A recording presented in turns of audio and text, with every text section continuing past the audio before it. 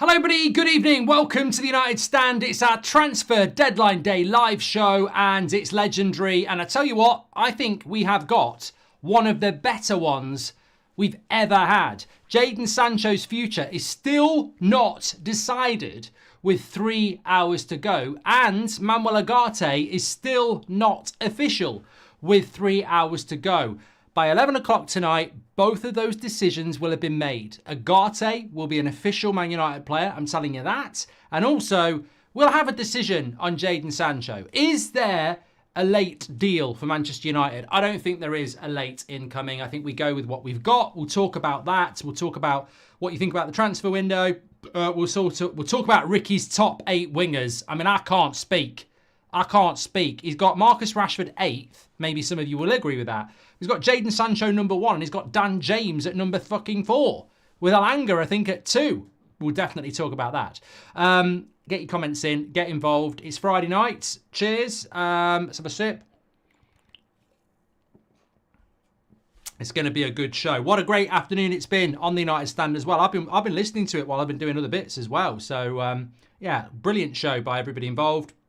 Mords, Kev, Sam, Beth, Ricky, Ben Jacobs was on, all behind the scenes as well. Greg, Matt, I think Bronwyn was in, and Ryan as well. They've done a great job for us, fantastic. And we've still got a few hours left as well, which is great. Ask me anything, of course. But the latest situation we have as we speak right now, I think, unfortunately for the early crew, they didn't really get anything breaking. But Raheem Sterling to Arsenal on again, according to Sam C. Understand Raheem now discussing personal terms in case the deal happens. Arsenal believe they could now strike a cheap deal. Not at the close stages yet, but clubs are talking. There we go. I mean, the thing about Sterling to Arsenal, it changes nothing with me. I don't want Raheem Sterling at Manchester United. Ex-Liverpool, ex-Man City, 29 years of age. I can see why Arsenal are doing it. It's not the right deal for us. Arsenal are very, very close to winning a league title.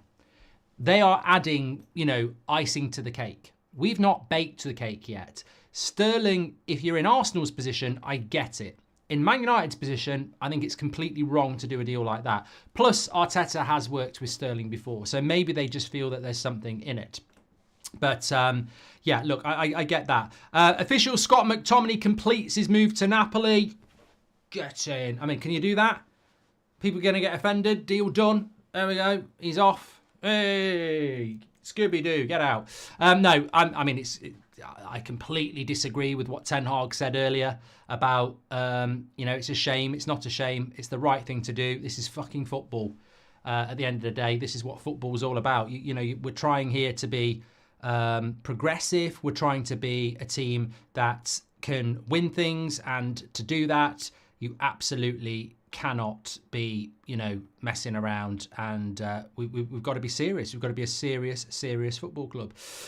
We're sponsored by Super 6 on our transfer deadline day show, which is absolutely fantastic. To have our own Super 6 league this season is very, very proud because I love this game. What's it all about? So Super 6, all you need to do is head over to the Super 6 app by scanning the QR code or going through the link in the description. Enter your 6 score predictions for 6 Premier League games each week, and the money could be yours. They've got a whopping £1 million up for grabs this weekend, and you can play it absolutely free. One person nearly won it last week, United. But it's not just about the voucher, it's about the bragging rights. So all you got to do, you get 1 point for a draw, 2 points for a win, 5 points if you get it bang on. So if you predict Man United win 2-1 and we do win 2-1, you get 5 points. If you predict Man United win 2-1 and we win 3-1, you get 2 points. You get me. Leicester Villa, Everton Bournemouth, Forest Wolves, Newcastle Spurs, West Ham Man City and Man United Liverpool are the Super 6 this week. Get your 6 score predictions in. It's free to play. Links in the description. Scan the QR code. There's prizes to be won. And in the overall game, there is £1 million to be won if you can get all 6. But we do accumulate the points in our league each week, and you can see who's doing well. UTD-S6 is the code. Get involved. We're having a lot of fun with that. Big shout out to the Super 6. Joel McEachran is a new member of the channel. Thank you very much. Belfast says Fabrizio Samano. He's done a very good job. What Sam needs is a line.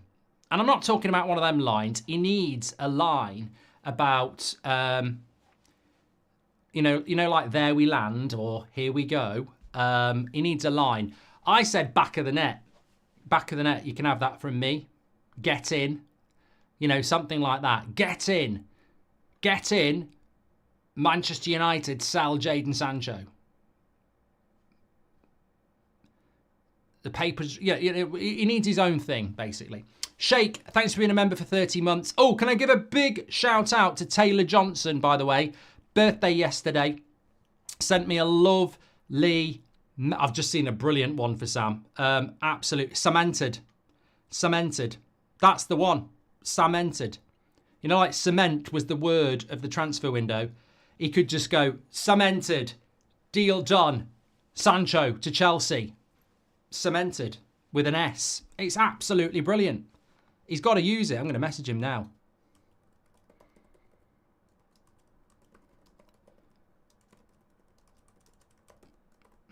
There we go. Lovely stuff. Well done. And the Mysticals said it. I think they mentioned it on a previous show. I don't think we've reinvented the wheel here. But big happy birthday to Taylor Johnson. Sent me a lovely message. He watches it with his gran. And she bought him the book.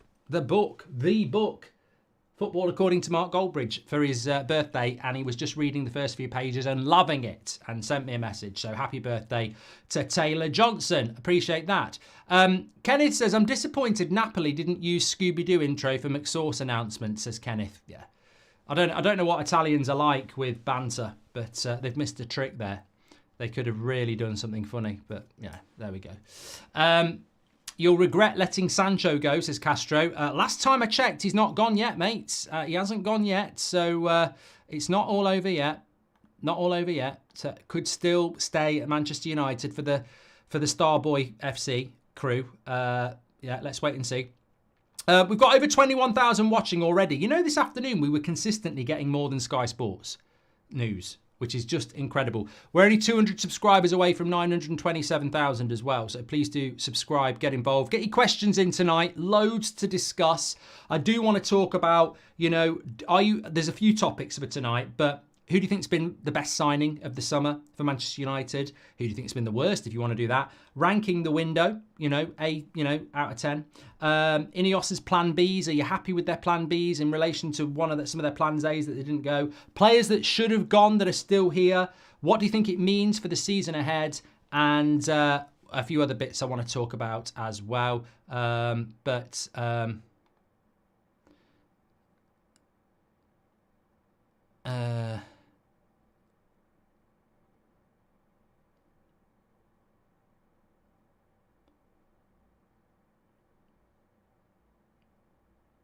Sorry.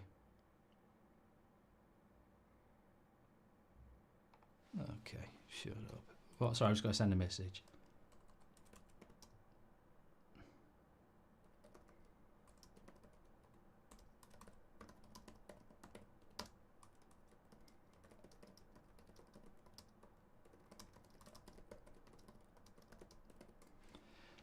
Sorry, just parenting things. Basically, somebody's accused one of my kids of something, and I've already spoken to him about it, and he hasn't done it, so they can go and jog on. What? Parent Bridge. Just gets on my nerves, accusing my kid of something they haven't done. They haven't done it. Shut up. Piss off. Jog on. That guy, McSauce, thank you very much. And Mark, what do you think of Sterling to Arsenal, says Misha. But you know what we're talking about here? Bloody football stickers. Football stickers that Seb was, swapped yesterday, and apparently, he's got home and obviously been in trouble for doing a bad swap. Oh, he took them off me. Shut up. He didn't. Jog on. Get your trainers on. It's a lesson in life. Can't fathom why we haven't accepted the Sancho bid, says Sam. And Mark, what do you think of Sterling to Arsenal? I've spoke about it, Michelle. I'm not that bothered, to be honest with you. Was hoping for another midfielder, especially with Mount injury. I'm hoping Mainoo won't get so gassed out now. Ugarte can cover a lot of ground, says Scott. Dave Lees, welcome to the Members Club, you're a legend. Seek Paranormal Team Norway, thanks very much for your super chat as well. And Ugarte and nothing else or any surprises tonight, says Ross McRae. Well, you're the magician. Can you magic anything up? Harry Willie says, Sam, it's a big one, put it in. Buster says, hi Mark, a few months ago you did a shout out to my wife Niz, who was pregnant with our first child. Our son is born, the newest member of the United family, Elijah. He's United through and through. Well, congratulations to you and your wife. Fantastic news. Here we go. And Kenny, welcome to Members Club. Napoli fans welcome Scott like he's the second coming of Maradona. He's going to win them the Scudetto, says Abhijit. I thought Napoli were intelligent. Okay. Anyway, right, let's get back to what's actually going on here. We've got, we could hit 30,000 live viewers tonight. You know, we're in for a big show. Oasis tickets tomorrow, Mark. What time are they out? Anyway, we'll talk about that later. I want to give you the update on where we move is up to Manchester United now. That's basically where we're at. No agreement between Manchester United and Chelsea at the moment. Sancho has done personal terms with Chelsea and he wants to go there. I mean, I'm all for pissing him off. I'm all for saying no. He'd be there playing on the EFC like this, panicking. I'm panicking. He'd be there. Sancho will be there tonight. Chelsea, Sancho to Chelsea. I'm playing away and then pull the plug on it, literally. Love that. Also, in the last few hours, Man United have been seeking interest in Christian Eriksen, but no clubs are interested. That's from Sam C, so nothing cemented yet. Also, Coney is signed for Manchester United, the Marley international, 17 years of age. And Ugarte will happen. That is basically where we're at. Ugarte will happen. I don't know what time Ugarte is going to happen. It could be 9 o'clock, 10 o'clock, 11 o'clock, rock, but it will happen. Ugarte will happen. There is no doubt about that. I think we're very, very confident of that one. So get ready for that. Raheem Sterling to Manchester United at 5 o'clock today, according to Ben Jacobs when he came on, would take an extraordinary change in circumstances. And we are not expecting that extraordinary change in circumstances. We're actually expecting him to sign for Arsenal. And as I said, Arteta has a background with Sterling. And Arteta has a title chasing side. We don't. It's a bad move for us. What do you think is going to happen with Sancho, Mark? I'm a little bit uncertain, to be honest with you, what's going to happen with Sancho, and I'm a little bit unsure about what I want to happen now, because now that Juventus has been removed and there is no other deal. It really is a case of you keep him or he goes. And Manchester United clearly are very, very desperate to get rid of him. Otherwise, we wouldn't be talking to Chelsea. I've heard people saying, oh, let's just keep him and use him as a squad player. But we do have to look at the facts. And you know my stance. I don't think him going to Chelsea is a good idea at all. I think it's a very dangerous idea. But that's opinion. Let's look at the reality. And the reality is Man United are negotiating with Chelsea. So if they're negotiating with Chelsea for Jadon Sancho, they're obviously not bothered about him going to a rival over getting rid of him. And, you know, I tweeted it this afternoon and it's very, very true. I can't remember what I tweeted now. It was a good one. I'll read it out because it was a good one. And it was something along the lines of, here it is. The biggest risk a person can take is to do nothing. It's a risk to sell him to Chelsea. There is no doubt it is a risk to sell him to Chelsea or send him to Chelsea.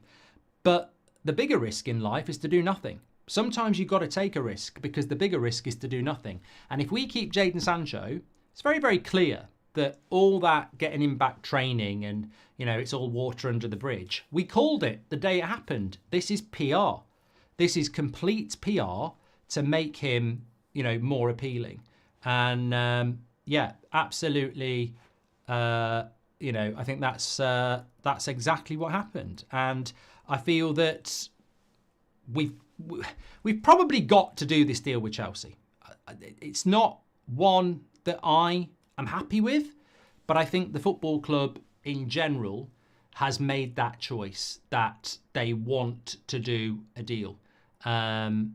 Otherwise, you wouldn't talk to Chelsea. And I get it. I get it that people are saying he'll probably end up staying and the deal could fall through. But if it does fall through, it sort of damages everybody, doesn't it? Because we know Man United were willing to let him go to a Premier League rival. And we know we were deep in conversation. And we know he was desperate to go to a Premier League rival. So the next time he puts on a Man United shirt, it's not that he'll get booed or anything like that. It's just that it's just very much, I'm not engaged with this player. I'm not invested in this player. Like, he doesn't want to be here. You know, he's treated this football club badly, in my opinion, and he doesn't want to be here. And even if he comes on, it's selfish reasons as to why he might want to play well, prove people wrong, etc. He's not and doesn't want to be a Manchester United player. He wants he wants brand Sancho to do well. He doesn't want Manchester United to do well. He doesn't want to be here. So I think where I am is I think it's a bad idea to do a deal with Chelsea, but I think we may as well just do it now. That's sort of where I am. We may as well just get this deal done, because clearly what the club are saying to the fans are, we want rid of Jadon Sancho. They'll be fully aware of the risks of giving him to a rival. I mean, you know, Sir Jim Radcliffe, Sir David Brailsford, Dan Ashworth, Barada, Ten Hag, Ruud van Nistelrooy, Jason Wilcox, they're not stupid. They'll be fully aware in that room that there's a lot of people who are in that room who know what they're talking about, that will be saying this is a very, very big risk. They'll have discussed it through. And I think what they've gone and said is, look, it is a big risk, but we need to get this player out. You know, the bigger risk is having him part of this squad, you know, causing problems, earning big money. We need to get rid of him. So I think that unless Chelsea pull out, I think that Sancho will go.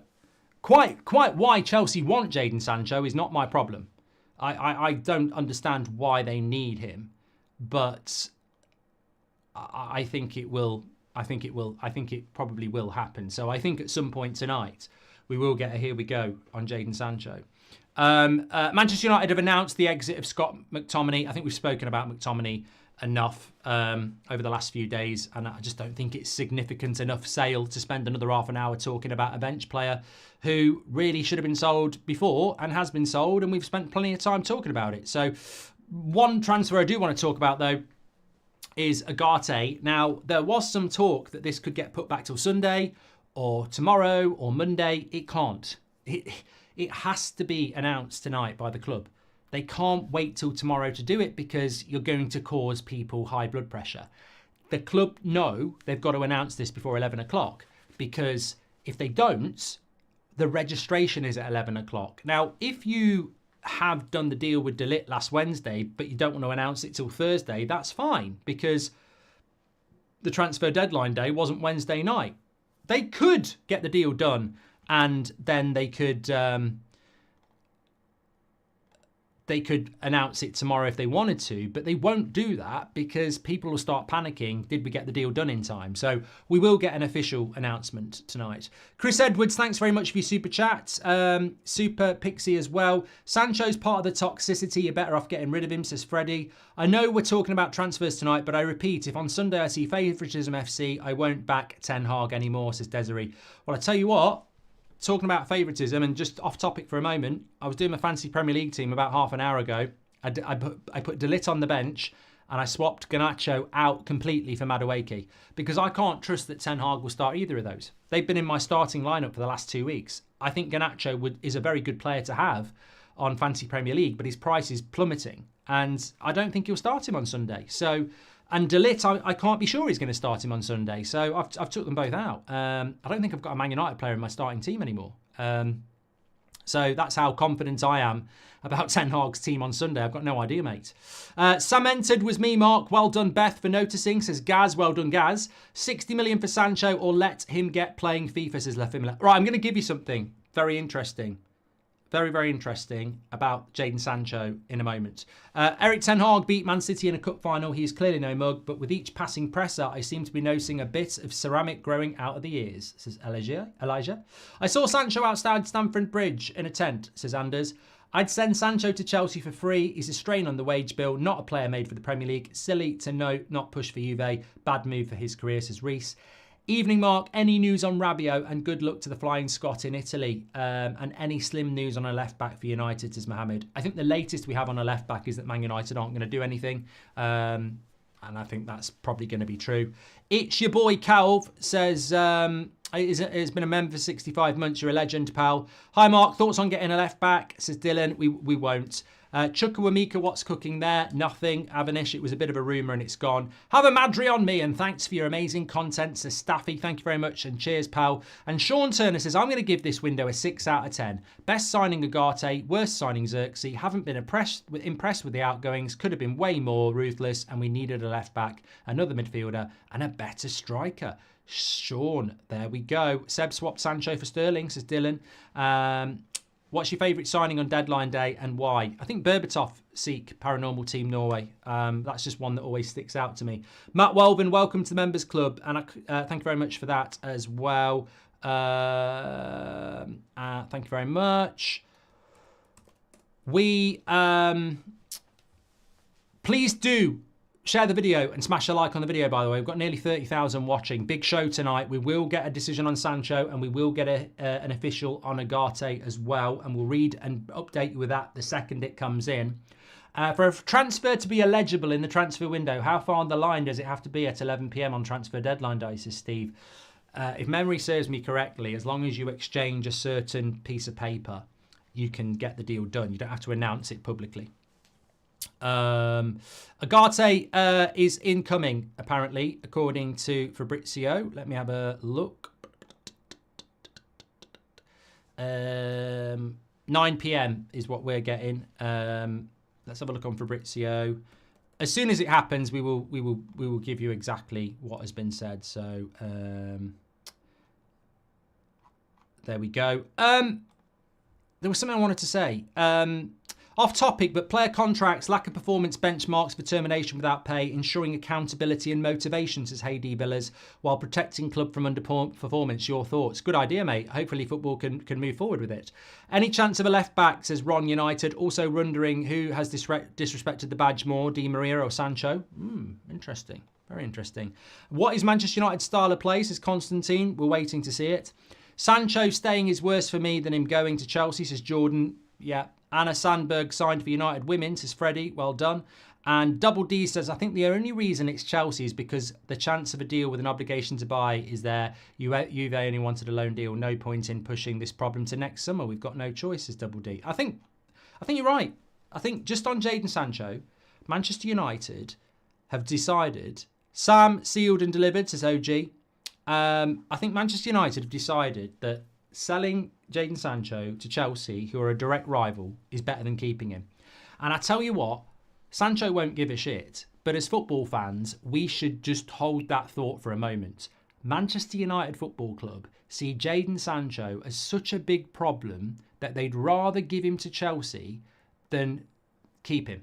They'd rather give him to a direct rival and run the risk that he becomes good than keep him. What do you think's been going on behind the scenes that they'd wish to do that? Welcome to Members Club. I can't pronounce that. Jadon Sancho could have been a United legend, but now I'd sell him for free, says the Hughes lad. Who do you want signing today, says Don. I'm not looking for any signings today other than Ugarte now. It's too late. We're not going to do anything good now. Patrick Lynch said it earlier, but after hearing every talk about Juve's training regime and how seriously they take their matches, I doubt Sancho had the fight for it anyway. Thank you very much to Patrick Lynch. Most random transfer you've seen, says Simon. Well, it's not the most random transfer, but remember Peter Odemwingie, who went and drove and sat outside QPR for a transfer that never happened. I mean, I think that's just amazing. Absolutely amazing. Daryl says, I saw Sancho playing poker at 2 a.m. last night, but couldn't get a picture. Bullshit. 17 outgoings in one window is positive momentum, says Lee. I love you, says Akshay. Thank you very much. Brian Nell, welcome to the Members Club. Thank you very much. Listen to this about Jadon Sancho. Right, this is really important. So if Jadon Sancho goes on loan to Chelsea with an obligation to buy for £25 million, some people are saying it's not enough. Listen to this. We spent £75 million on Jadon Sancho 3 years ago on a 5-year contract. Amortization, FFP, whatever you want to call it. The reason people talk about pure profit on a Rashford or a Scott McTominay is because they've come through the youth setup. If you sell them for 20 million, you get 20 million on FFP spreadsheet. But with somebody like Casemiro or Jadon Sancho, if you've spent £60 million on them and you sell them 2 years later and they're on a 5-year contract and you sell them for 40, you're in big shit. And the reason you're in big shit is because you've spent 60, you've sold them for 40, and it's a 5-year deal. So you're probably going to end up having a loss on your spreadsheet. So look at Jadon Sancho, £75 million he cost us on a 5-year contract. 75 divided by 5 means that each year 15 million comes off that 75 in relation to FFP purposes. At the end of next summer, when we'd have the obligation to buy from Chelsea, that'll be 4 years of Sancho at United. 4 times 15 is £60 million written off the 75 for FFP purposes. So we'd only have 15 million left.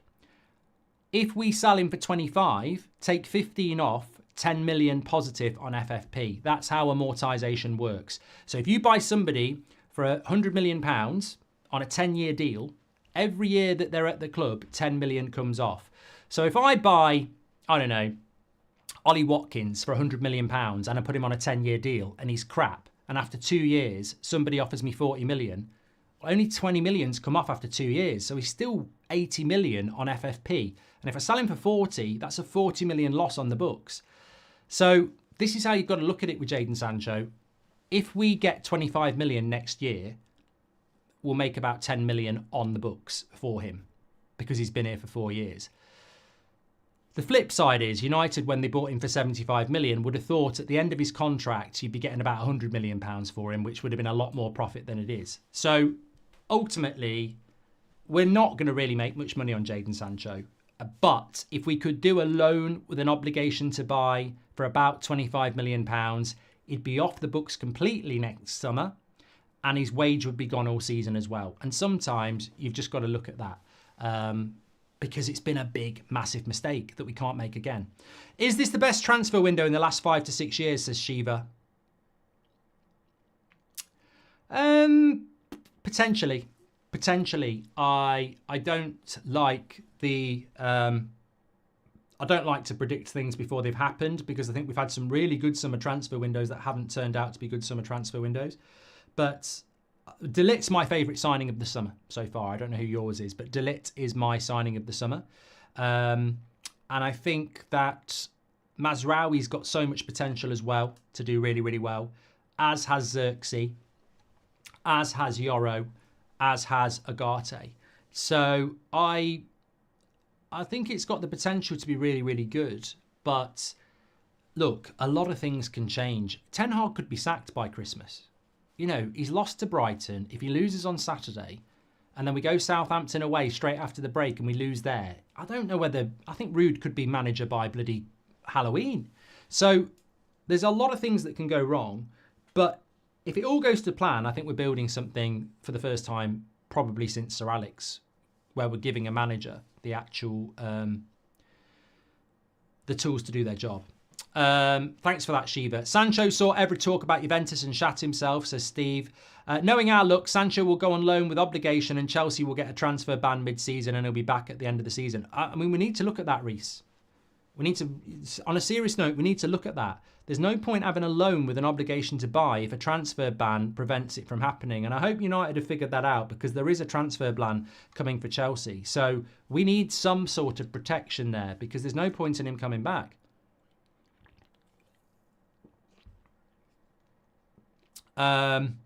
We've had a gifted membership from Anthony, and is this done that one? Hi Mark, heard about anything happening regarding the Obi Martin deal?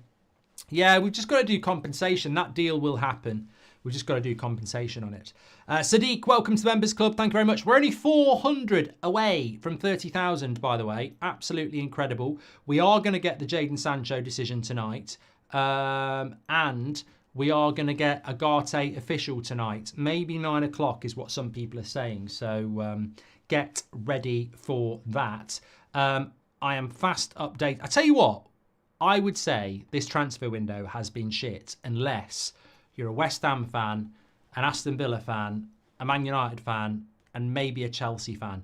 And as far as transfer deadline day goes, if you're not a Man United fan or a Chelsea fan, it's been absolutely shit, hasn't it? It's been really, really bad.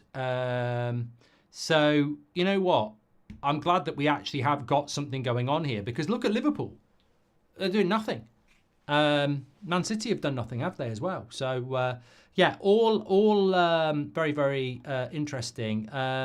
James Ducker said that United discussed the possibility of Chukwuemeka during their negotiations with Chelsea. There's little prospect of the midfielder moving at this late stage of the window. However, United remain firm admirers of him.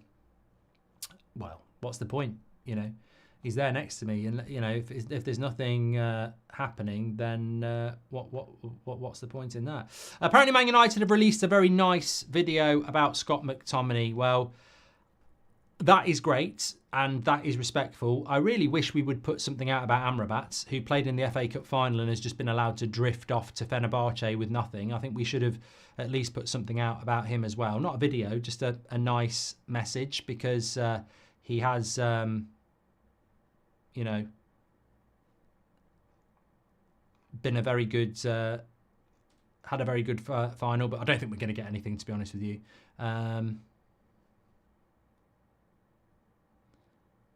Lovely stuff. Lots of stuff about McTominay at the moment. Great. Yeah, that's good. Okay. Crystal Palace have done a deal for Chalobah. I hadn't seen that.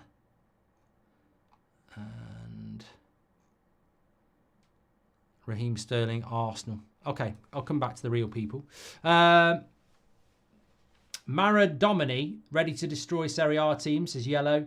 Hi Mark, I'll be in Manchester for my first United game against Spurs. Any pubs I should check out ahead of the match? Also call my friend Anthony Pratt, says Nate. Well, I'll let the chat sort that out for you, because I don't really go drinking in Manchester that much. And on a match day, I haven't been in a pub on a match day for quite a while, but there'll be plenty of people in the chat who can tell you.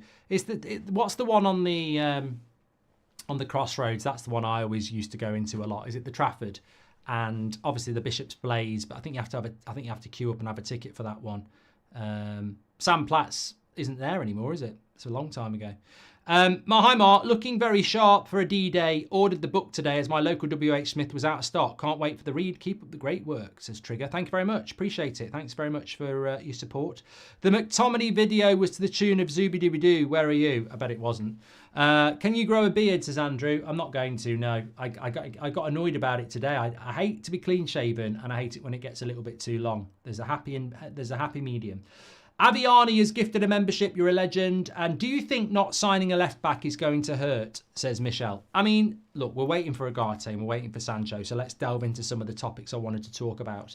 I want to just get a bit of a poll going here, though, just before I do that. This is not what's going to happen. Would you rather keep Sancho or send him to a rival? Which is obviously Chelsea. Get your votes in on that one. I want to talk about the left-back thing. You're looking smart, says Outdoor Adventures. Thank you very much. Hi, Mark. Heard about anything happening regarding the Obi Marty deal? We've done that from Gabrielle. Sadiq, welcome to the Members Club. Cheers to all the hard work you and the United Stand have done this transfer window. It's definitely one to remember. Hopefully we go again in January, says Bryce. Anthony's gifted a membership as well. Right, look, I just want to say thanks to everybody this summer. I've already shouted the team out. It's been great. I'll tell you what, I can't believe how long this summer's been. That Euros was hectic, and that just wasn't that long ago, really, but it feels miles ago. I mean, what a summer. I am absolutely ecstatic that it's over. The work doesn't stop. We're back on the morning show tomorrow. Got a really good Ugarte video going up tomorrow as well.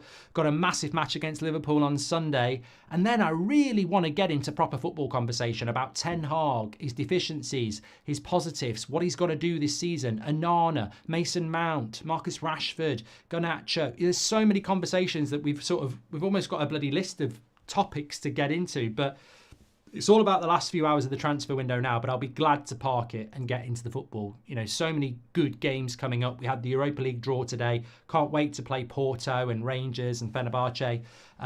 Obviously, big Premier League games as well. It's such a massive season. But going back to transfers and talking about that as well, how set are we for this season now?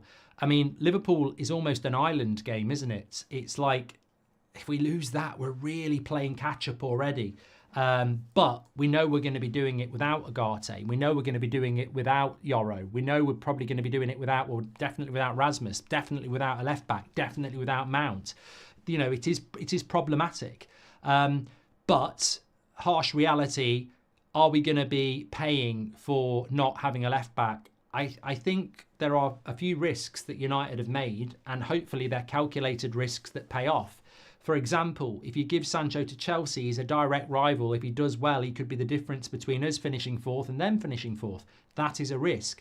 But bringing it back more to ourselves, left back, I am somewhat surprised about the left back, and it will feed into how we rank this transfer window, which I can't do at the moment because I don't know whether Sancho's going to go or not, because that might change my score slightly. And we are still awaiting for Ugarte to be official. We're pretty sure it's going to happen, but we need to wait for it to be official. But the left-back situation is confusing, because if you'd have said to me on January the 1st, Man United won't have bought a new left-back in by the end of August, that's a January transfer window and an August transfer window, I would have said you're having a bloody laugh. You're having an absolute laugh. What are you talking about? Imagine that, New Year's Day, somebody said to you, listen to this, we won't bring a left back in this window or in the summer. And I said, what? How are we going to go through halfway through this season and start a new season without buying a left back? Because nothing's changed. You can't rely on Luke Shaw. Absolutely not. It's like lifting weights with a breadstick. It will snap. And you can't rely on Malacia, who's not played for 18 months. And this is Premier League football where you're playing a game every three or 4 days. So to not have a left back is incredible. Now, people talk about Harry Amas, and I think he's going to have a great future. But Ten Hag's not even put him on a match day bench yet. That shows you everything about what he thinks about him. He won't put him on the bench at the moment. So to not have a left back going into this season, I find incredible. And look, United would probably sit there and go, well, Dalot can play there, Mazraoui can play there, Lindelof can play there. And I'd go, no, they can't. I haven't seen Mazraoui at left back yet, but Lindelof can't play at left back and he can't play at right back. You can put him in a shirt and ask him to play left back, but there's a very big difference to being able to play left back. Is he going to use his left foot? Is he going to provide balance? Is he going to overlap and whip crosses in? Is he fuck? So, no, he's not a left back. And the same goes for Dalot. He can do a job there. And when he does okay, we always go, whoa, Dalot. But is he overlapping and whipping a cross in with his left? Although last week he did whip in a very good cross for Garnacho, to be fair. No, Ahmad, wasn't it? But look, Dalot as a left back, I don't really think he's better than Reguilon. And Reguilon isn't a Man United player. I think Dalot can do a job. My concern is somebody who does a job shouldn't be doing it in the opening 2 games of the season. Somebody who's doing a job shouldn't be doing it for 10, 20 games in a season. I don't mind Dalot or Mazraoui being our left back for a couple of games as a fill-in. But starting the season with a fill-in, and that fill-in potentially playing 20, 30 games as a left-back, that is naivety. And I'm surprised that we haven't done anything about it, to be honest with you. But it is what it is, and we go with what we've got. The problem as well with playing Dalot at left-back or Mazraoui at left-back is that means the other one's playing at right-back. So you're asking them to play a hell of a lot of games. I mean, you're telling me we're playing Mazraoui and Dalot every 3 or 4 days all season. It's just not going to work. It's not going to work. It's a very, very energetic role, and it's not going to work. GJR MUFC, thanks for your super chat. Danny Esther says, hi Mark, I hope you're having a wonderful night. Can't wait to hear boos for Sancho from the stands whenever we play Chelsea. He probably wouldn't play against Man United though, because if it's a loan, he won't play, will he? Who would you put next to Martinez when Evans needs a rest? I need a refill now. Keep up the good work. Looking forward to the game this weekend, says Marcus. And Amir says, I've been busy all day with work and just got a chance to look up socials for new signings or sales. Can you fill me in? Because it doesn't look like we're doing anything today. Nothing at the moment, Amir. We're waiting on Ugarte to be official, which I think will be any time. And we're still waiting to see if Man United are going to do a deal with Chelsea for Sancho. I'm looking forward to Fred and Amrabat versus Ugarte and Mainu when we play Fenerbahce, says Glenn C. And why don't we have a clause where we get 60 million for Sancho if Chelsea get top four, or else we get 30? That way Ineos can minimise the damage, says Abhijit. Jason Jackson, thanks for being a member. Jaden, welcome to the Members Club. And Dex says, we need a win this week. I think beating Liverpool, it will take this transfer window from a 7 to a 9, and it will show the club is moving forward. Khalid says, evening Mark, hope you had a great day. I just joined and would like to know any news on Sancho. I think I've just given it there. We're waiting to see if United are willing to do a deal with Chelsea. They want to do a deal. Sancho wants to do a deal. We're still waiting to see if Chelsea are going to get Osman. I don't know what the latest on that is, actually. Finally here, says Mojo. Mojo's a legend, an absolute legend, and he's in Manchester for the game. Absolutely brilliant. Enjoy it, mate. And a ban doesn't block an obligation to buy. Last time Chelsea got a transfer ban, they still bought Kovacic because they had a loan with an obligation to buy. There we go. Surafil, thank you very much. Appreciate that update. It's a good one. Ray Lynch says, tough vote. I would keep Sancho rather than loan to Chelsea, but only to put in the reserves until January, just to set a standard and example. Harsh, I know, but these players need to stop taking us for mugs. Ray, fair. We are not buying a left-back, only left-back. We have Mazraoui, but we are forgetting he is somehow injury-prone. If that happens, we are fucked up again, says Sabatashi. And also, McFred, gone next summer. Magaluf, nothing against individuals, just what they have represented. Dare we believe we are on the way back under Ineos, says BB Coach. And we will buy a left back in January if the injury persists, says Pedro. I know, and Rudolph the Red says, Mark, I know people ask you this a lot, but I would be honoured if you would call me a bloody prat, please, mate. Much love. I don't know why people like it, Rudolph, but you are a prat. Thank you very much. Get Mojo on a live show, says Dale. And Obi Martin's still not official. Risk of losing him. No, we're not losing Obi Martin. It's just technicality that we've got to figure out compensation. So he will come to Man United. Do you think we'll sign a left back in January, says Lewis? There was a few things I wanted to come back to. I don't know whether we'll sign a left back in January. I think we should have signed a left back now. That's what I was going to talk about. The Mazraoui thing. It doesn't matter whether Mazraoui is potentially injury prone. It doesn't really matter if Dalot is potentially injury prone. Just think about this. If anything happens to Dalot or Mazraoui against Liverpool or on international duty or Southampton or whatever a game is coming up in the next month, what are we doing at fullback? We haven't got any other fullbacks on the left or the right hand side. We've got nothing. And that is incredible to me. It seems like what we do is we solve one problem, like the centre-backs. We've got 6 centre-backs now because Lindelof and Maguire are staying, and we've bought De Ligt and Yoro and Martinez is fit again.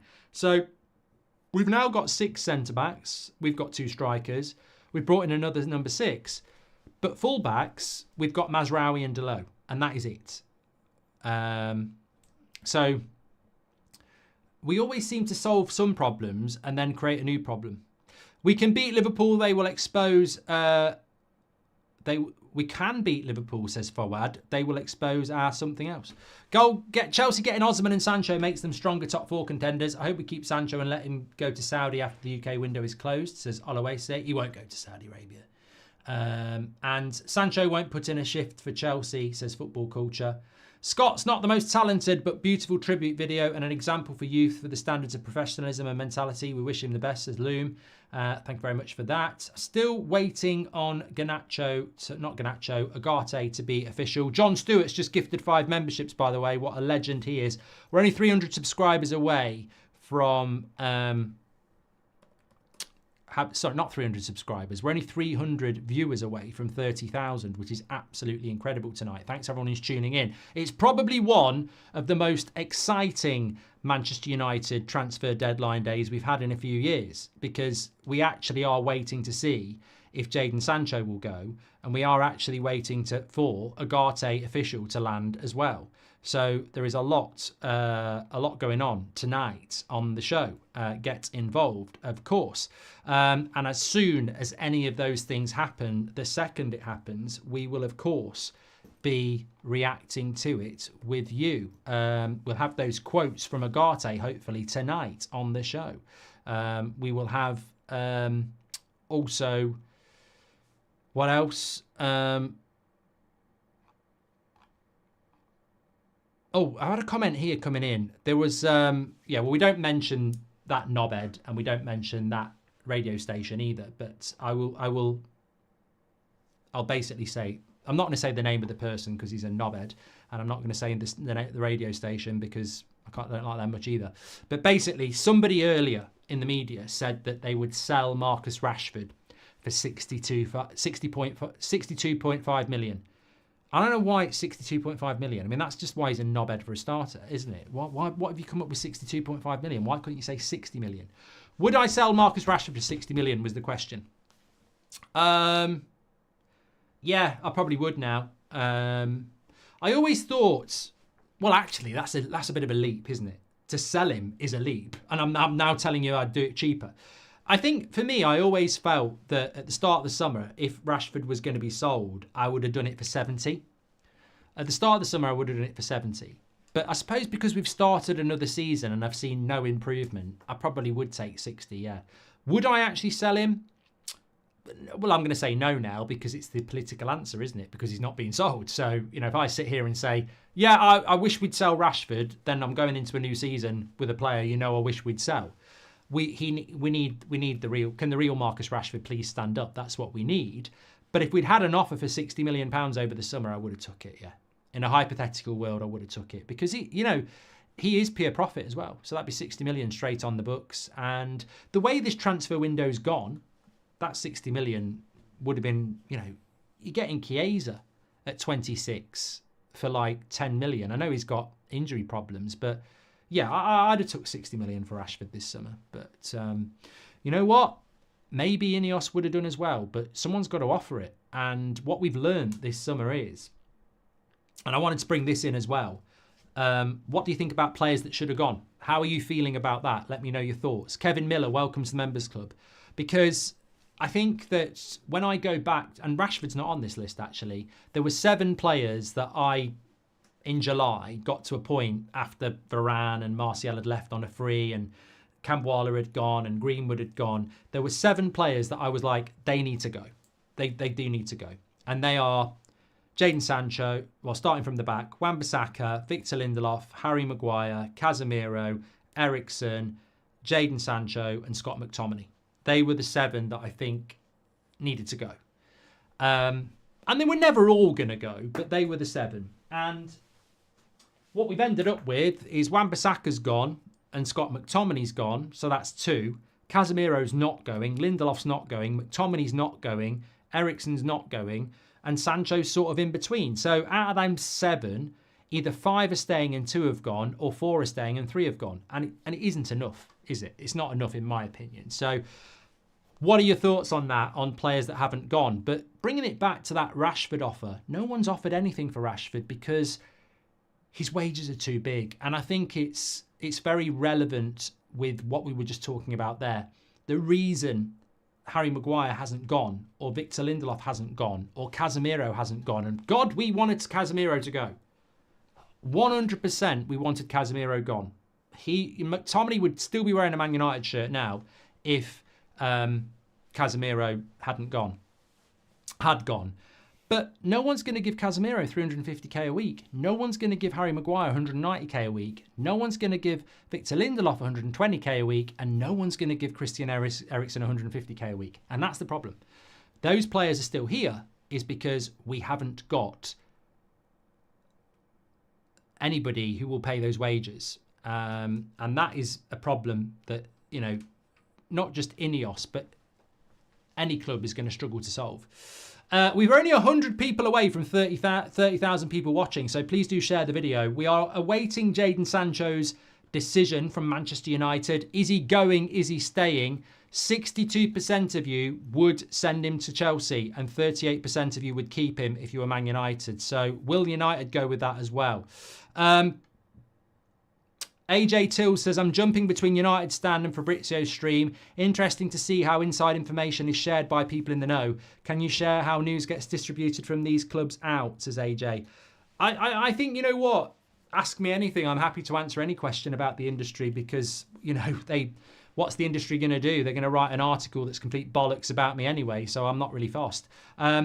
This is the summer where we've really seen another nail in the coffin of the mainstream media, because if you are the Telegraph or the Manchester Evening News or the Daily Mail or the Athletic or anything like that, it's really difficult to get information, because what has happened with Manchester United this summer is that it's basically been Ornstein and Romano releasing information as it comes. So personal terms, here we go, Ornstein bomber. You know, there's been literally nobody this summer saying Man United are in talks about Xerxes. It was never that. It was Man United have agreed terms with Xerxes, or Man United have agreed personal terms with Branthwaite, or Man United have put a bid in.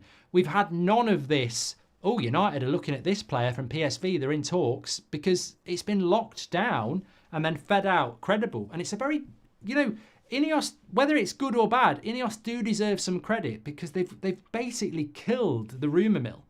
Like, there has been, remember last summer I was saying to you, hotter than the sun. Hotter than the sun, Rasmus to Man United. And I knew it was. But I wasn't saying personal terms done. I wasn't saying bids gone in. I was just saying this deal's hotter than the sun. Trust me, this is going to happen. And it did. Nobody's been able to do that this summer. Nobody's had the inside track on any deal. We never had watch out for Xerxes. It was like Man United had bid for it. So I think that the way things have changed is different. And to answer your question, ultimately, somebody close to that football club has decided that Romano and Ornstein are the people getting the information this summer, because it's been locked down, and that's just the way it is. I don't think it's been a bad summer in that sense. I think I'll tell you where I think it has been good. We've not had any shit leads. We've not really had any shit ones, have we? Because we knew them a mile off. Sean's got 4 Oasis tickets for Dublin. Buzzing. Would swap them for a left back. How have you got them, Sean? Are they out already in Dublin? Bastard. I wish I would have got them there. I want Sancho to stay until we get a proper deal. He can stew in the reserves for all I care, but we cannot give in. We are Manchester United. Thank you very much for that.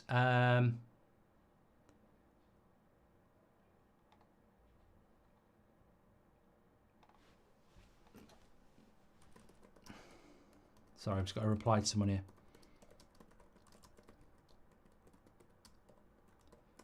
Okay, Olvind, welcome to the Members Club. The only issue I have with Ugarte is his decision making, and he's a little slow with his reaction time, but those are the things that can be fixed, as Jackie Boy. See, I completely disagree. I think his reaction time is very, very good. Mr. B has given a very generous super chat. Says, hi Mark, Rashford has never kicked on past. Get rid of him next year. Too much hype for a player who can't live up to his hype. Where would he go though? I don't despair. I always get confused when people say get rid of them, because I understand what they mean. But people said it about Luke Shaw, Mr. B, and they were like, "Oh, he's injured again. He's injured again. Get rid of him." Like the rest of the football world don't know that he's injury prone. Like Luke Shaw's got 3 years left on his contract, probably on about 180 grand a week. Luke Shaw's not going anywhere for 3 years. Nowhere. Absolutely nowhere. So it's very difficult to get rid of these players that signed a contract in the last couple of years of the Glazers, because it was before the Ineos went. So I think Rashford, Luke Shaw, Casemiro, they're difficult players to get rid of, because massive wages, long contracts. And even next summer, it won't be any different. AJ Till says, appreciate the hustle, thank you. Should Ugarte become official before deadline? It will happen before deadline, Shahin. It will happen before deadline. 100%. Get ready for that. Some people say 9 o'clock. Don't think it's going to be 9 o'clock. I think it's going to be somewhere between 9 and 11.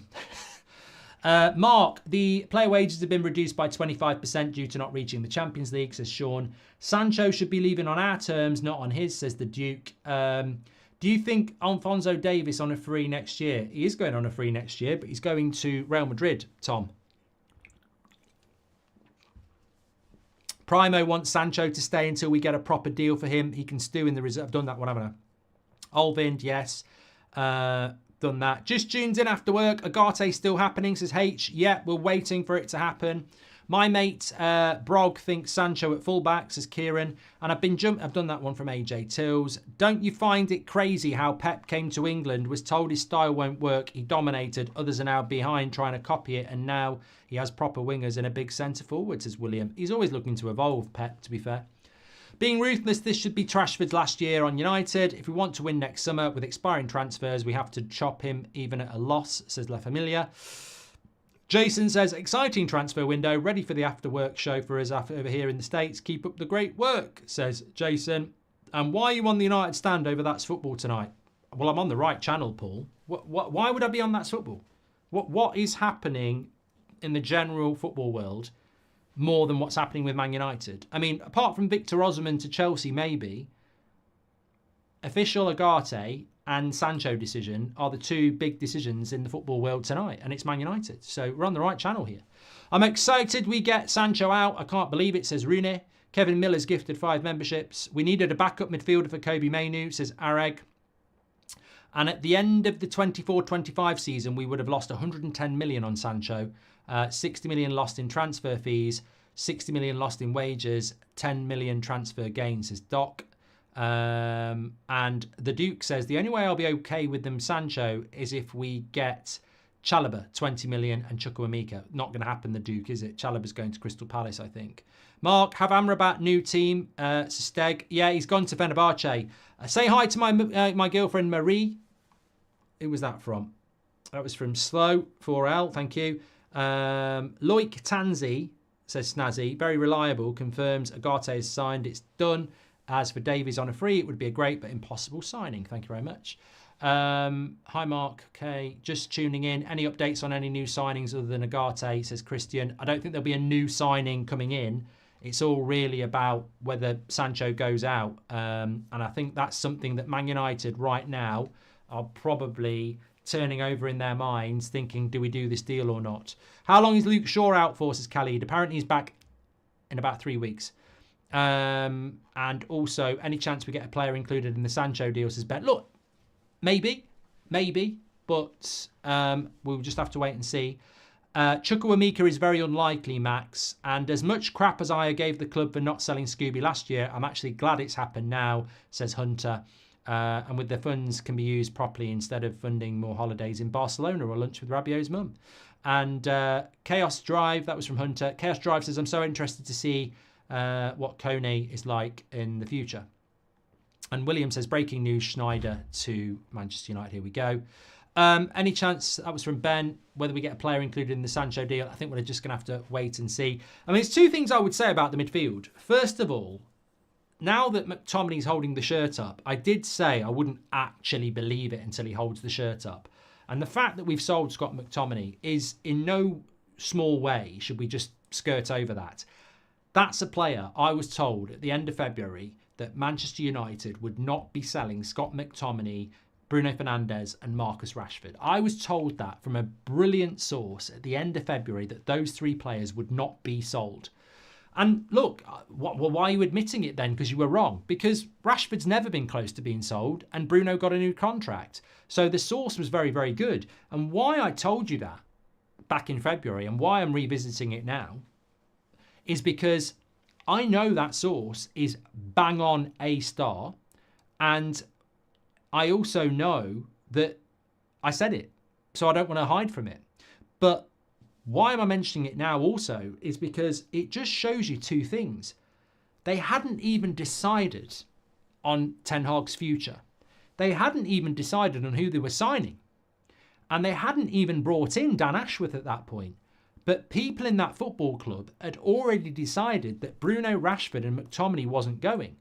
That means that the people making that decision are either the Glazers, which I don't think it was, or it's Sir Jim. And I would say it was probably from the very top. I would say it was probably from Sir Jim Radcliffe. We are not selling Bruno Fernandes, Marcus Rashford and Scott McTominay. And for different reasons, I think Bruno being the captain and probably the most important player United have, and Marcus Rashford and Scott McTominay being probably from the youth. But that decision was made. Those three players will not go this summer. And I was surprised how you could say that at the end of February when we hadn't even finished the season. And yet, Scott McTominay's left Manchester United. So why are you wrong, or why is that source wrong? Well, I think the very obvious thing is, and Ten Hag let it out today, is that Ten Hag didn't expect him to go either. I don't think anybody expected McTominay to go. I didn't expect him to go. I can't believe he's gone. I think it's good, but I didn't expect him to go. And I think you've got to credit Ineos for this, because that's a player they didn't want to go. But the minute they looked at that midfield and went, if we're getting Ugarte, we have to get a midfielder out. Well, we're never letting Mainu go. We're not letting Bruno go. And, you know, we're not going to let... what's his name go? I've lost my train of thought now. Yeah, so we've got to get a midfielder out. And we're not going to let Mainu go, Bruno go. Mount's obviously not going to go. So it's Eriksen, Casemiro, McTominay. And Casemiro was number 1 and they couldn't get rid of him. And Eriksen was number 2 and they couldn't get rid of him. So McTominay went. They sold a player that they didn't really want to sell because he was the only one they could get rid of. And that is why he went. So McTominay wasn't part of the plan to go in the summer, but he was the only one that had value. So they got rid of him. The second part I wanted to say about that is that Amrabat would be a Man United player if Casemiro and Eriksen had gone. That was the original plan. That's why Amrabat was on his bike in his shorts. And I know this. Nearly said who told me it, but I do know it. Like, Amrabat was in his Man United shorts in July, waiting for United, legitimately waited for United like he did last year until the very end of the window. Unfortunately for Amrabat, it didn't work out the same way. He waited for us till the end of the window last year because we told him to wait and we got him. This year, we told him to wait and we couldn't do it. So he went to Fenerbahce. He was waiting on us, Amrabat, 100%. 100% he was waiting on us because he'd been told to wait on us, and effectively the plan was to get Eriksen and Casemiro out and bring in Ugarte and Amrabat. We ended up not being able to get Eriksen or Casemiro out, so we sold McTominay to get Ugarte and we couldn't get Amrabat. So ultimately, Eriksen and Casemiro staying cost us getting Amrabat back and cost McTominay staying because Ugarte had to be got. Will Ugarte push Casemiro to the number 8 or the bench? What about trying to sign Nkunku, says Oyvind? I don't think Ugarte is going to be starting for Man United for a while. I don't think Ten Hag's going to be in a rush to bench Casemiro. I might be wrong, but I actually think he'll take his time getting Ugarte in that team because for some reason Ten Hag likes to buy the solution and then bench it for the problem. So I don't think Casemiro is going to get benched quickly. I think a lot of people think, oh, Casemiro, 350k a week, multiple Champions League winner, massive reputation. I don't think Ten Hag will bench him quickly. I really don't. Unless he starts making loads of mistakes. Tickets on sale for Oasis in Dublin at 8 a.m. tomorrow. Get over for a show and the gig. Few beers in the sun. Hairy, says James. I will go wherever I can get tickets. So that's basically... Liam's let me down. He called me a spunk bubble, and I don't think it's going to get me any tickets. So, I'm not calling him anything back because I want to watch Oasis. Will Ugarte done that one? Andy, thank you. Dennis Irwin is our best ever left back. Yeah, he was a right back. I think Delay will be fine. We just need to have a look with injuries, says Mark. And Patrick Lynch says, are you excited at all by the signings of Coney and Obi Martin? Yes, I am, but it's a bit like Amas and Cher Lacey and any other young player like Fletcher that's coming through and everybody else. There are plenty of young players. I could list 20 of young players that could come through for Man United. But as I've always said, until they hit the first team, I don't put any pressure on it. That's where they've got to get, isn't it? How do you feel about McTominay? Plus, do you think Ugarte is right for us? I think Ugarte is fantastic. Champagne, I've got a video ready to go tomorrow about Ugarte. Yeah, very, very, very excited about that. And obviously, I think, I'm not speaking out of turn. I think McTominay going is the right move. Man United and Ugarte official soon, says Romano. I'll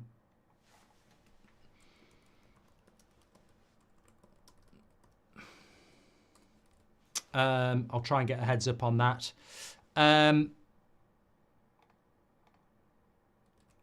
It's definitely, well, look, I said that at the start of the show. It's going to be tonight. It will be tonight. And we will react to it the second that it comes out. So get ready. I don't think they're far off. If Romano's tweeting that, they won't be far off.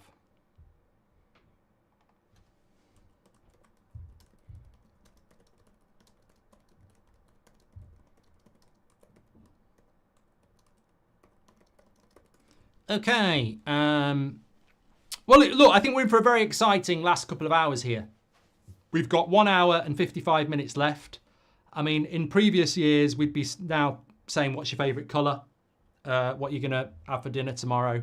We've got 2 big decisions coming in imminently. We've got Ugarte, official, coming in, and his quotes. And we've got a decision on Jadon Sancho. Ugarte will sign. I'm not concerned about that. That's just exciting. Which way is it going to go with Jadon Sancho? 60% of you are saying you would let him go to Chelsea. You also got to consider Sancho's wages are off the books. You've 8-baller. It's a great point. Of course you do. Your work rate is incredible, Mark. Make sure to go on holiday with Mrs. Goldbridge soon and take Seb to Old Trafford. Yep, Harry M, we will be. Thank you very much. We were going to go to Brentford. At home, which I think was in October. But it will get moved because of the Thursday night game. So, and McTominay's finishing was epic. Would have tried him as a striker, but his defensive skills weren't great. Says not now, Dave. Any update on Rabiot? Says Mikel. I've not heard anything about Rabiot at all today, actually.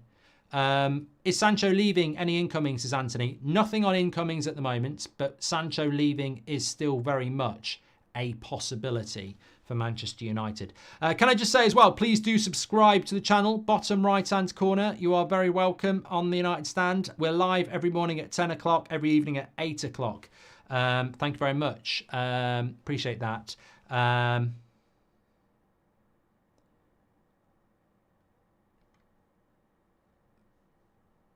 What do you think will happen with Kone, Sekou Kone? I think Kone, Obi Martin, and the lad that from Crystal Palace that we're bringing in, I think they've all got a really big opportunity to, you know, be at least under 21 level, maybe knocking on the door for the first team, you know. Holiday to Wolverhampton, says Eduardo. No. Warm up the fax machine, says Paul. Let Sancho go. He's upset 3 clubs. History will repeat itself. We're Man United. We need high standards. Look, I will say this about Sancho. I don't like the idea of him going to a rival. I really, really don't. But I will be glad to not have him as a Man United player anymore, if you know what I mean. Oleg says, Ugarte official soon. Mate, I know it's official. 100% know it's official soon.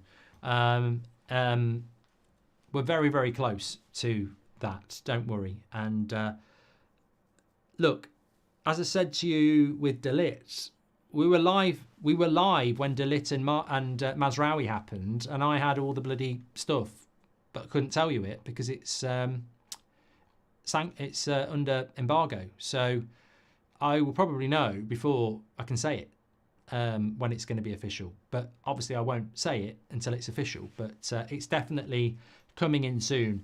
Ugarte confirmed cannot be confirmed by journalists because official, it's not like here we go or there we land or anything like that. Official is when Man United drop it because it's statements and quotes, so it will come out at the right time. Could be 9:30, maybe 9:30 is probably what they'll go for. Tends to be half an hour or at the hour. Anybody know what's going on with Osimhen? I know it's not Man United related, but I'm sort of hoping with Chelsea that they don't get Osimhen, you know, because if they get Osimhen, then that's a striker that, I mean, if they've got Nicholas Jackson up front, he's bad. So, but if they get Osimhen, I think he's really good. 30 subscribers away from 927,000 on the road to 2 million. Please do subscribe, bottom right-hand corner.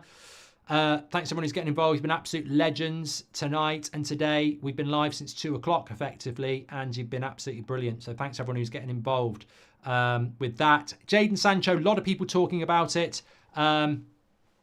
Look, indications are that talks are ongoing. I suspect we'll get something on Sancho in the last hour between 10 and 11. But I don't know which way it's going to go. You know, there's part of me thinks, yeah, he's going to go to Chelsea. And then there's part of me thinking, what if he ends up staying? I think I want him to go to Chelsea now. Even though I said that clip is going to finish me. You know, the one where I'm going, you're not going to Chelsea. You're not going to Chelsea. He shouldn't be going to Chelsea. Like, he shouldn't be going. We shouldn't be letting him go to a rival. But in this late stage, do you want him to stay?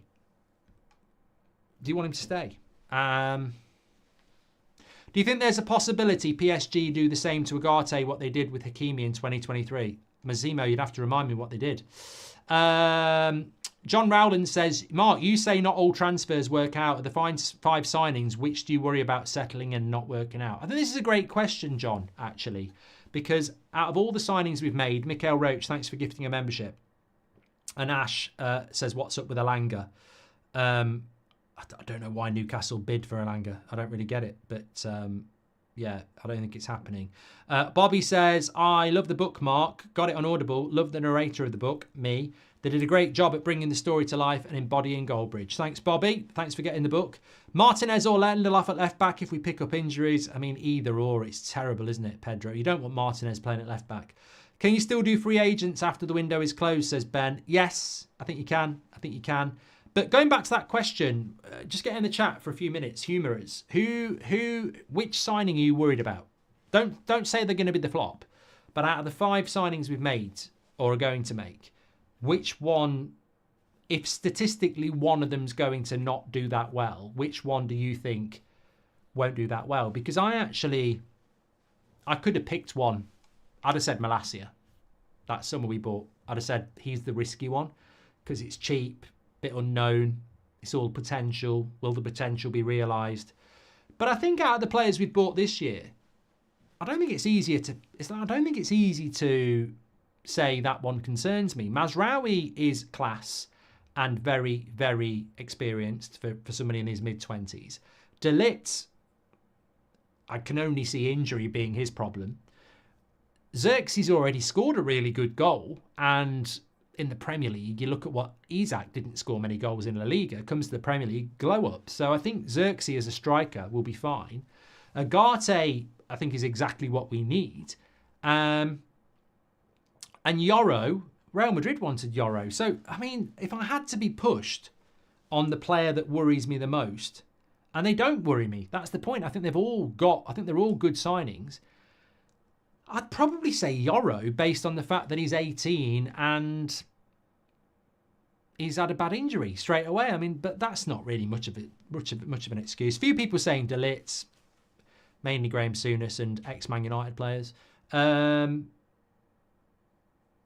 And a few people saying Xerxes. Do you think we'll buy Scott back in the future, says Andrew? No. Sancho won't get in the Chelsea team anyway, says Martin. Sterling to Arsenal. Sorry if you've covered it, says Cam.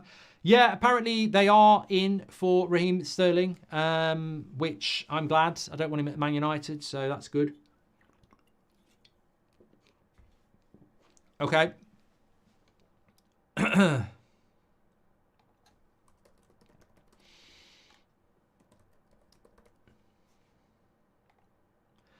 I know something you don't know, but you're going to like it.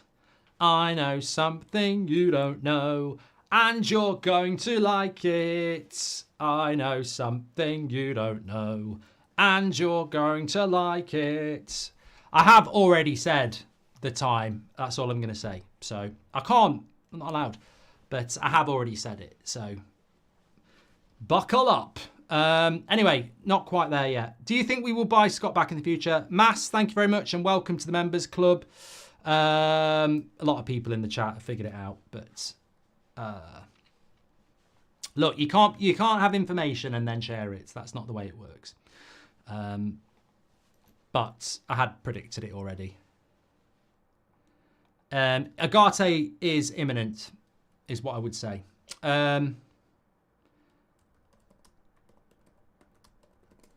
Right, coming back to you. Rabiot is free today, not last day. Rabiot in, Sancho out. It will just be, he can play 6 and an 8. The choice I'm concerned about is Casemiro, age, says Sheriff. We can't get Rabiot because Eriksen's still here. We can't do that. Ugarte, but not because he's a risk, because the pressure on the guy will be unbelievable. He's what we've needed for ages, so he's going to be under huge pressure. And Paul says, that was from Double D. Paul says, looking for the, I don't know what that is, Paul. Sancho complains about not getting minutes in that Chelsea squad. TJ thinks it's going to be 9:30 for Ugarte.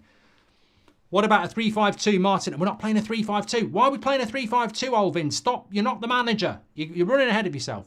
Xerxes, for me, lack of service could derail him, says Ayush. That's a fair point. That is a fair push. And 9:30 is going to be Ugarte because Man United have let it out anyway. Oh, you see, I'm good. I'm good, aren't I? You know, I got told that from a source and I didn't say anything. I just kept quiet, but they have posted it now, so it is going to be 9:30. Yeah. Where does Ugarte rank among our previous deadline day signings? Says Sean Thornton. I don't really class him as a deadline day signing, you know, really, because we had the Here We Go on Wednesday, and we've obviously just been doing a little bit of, you know, paperwork on it. But look, I've got a video coming out on Ugarte tomorrow. He's going to be transformative for Manchester United, and I will say that I'm very excited about it. So.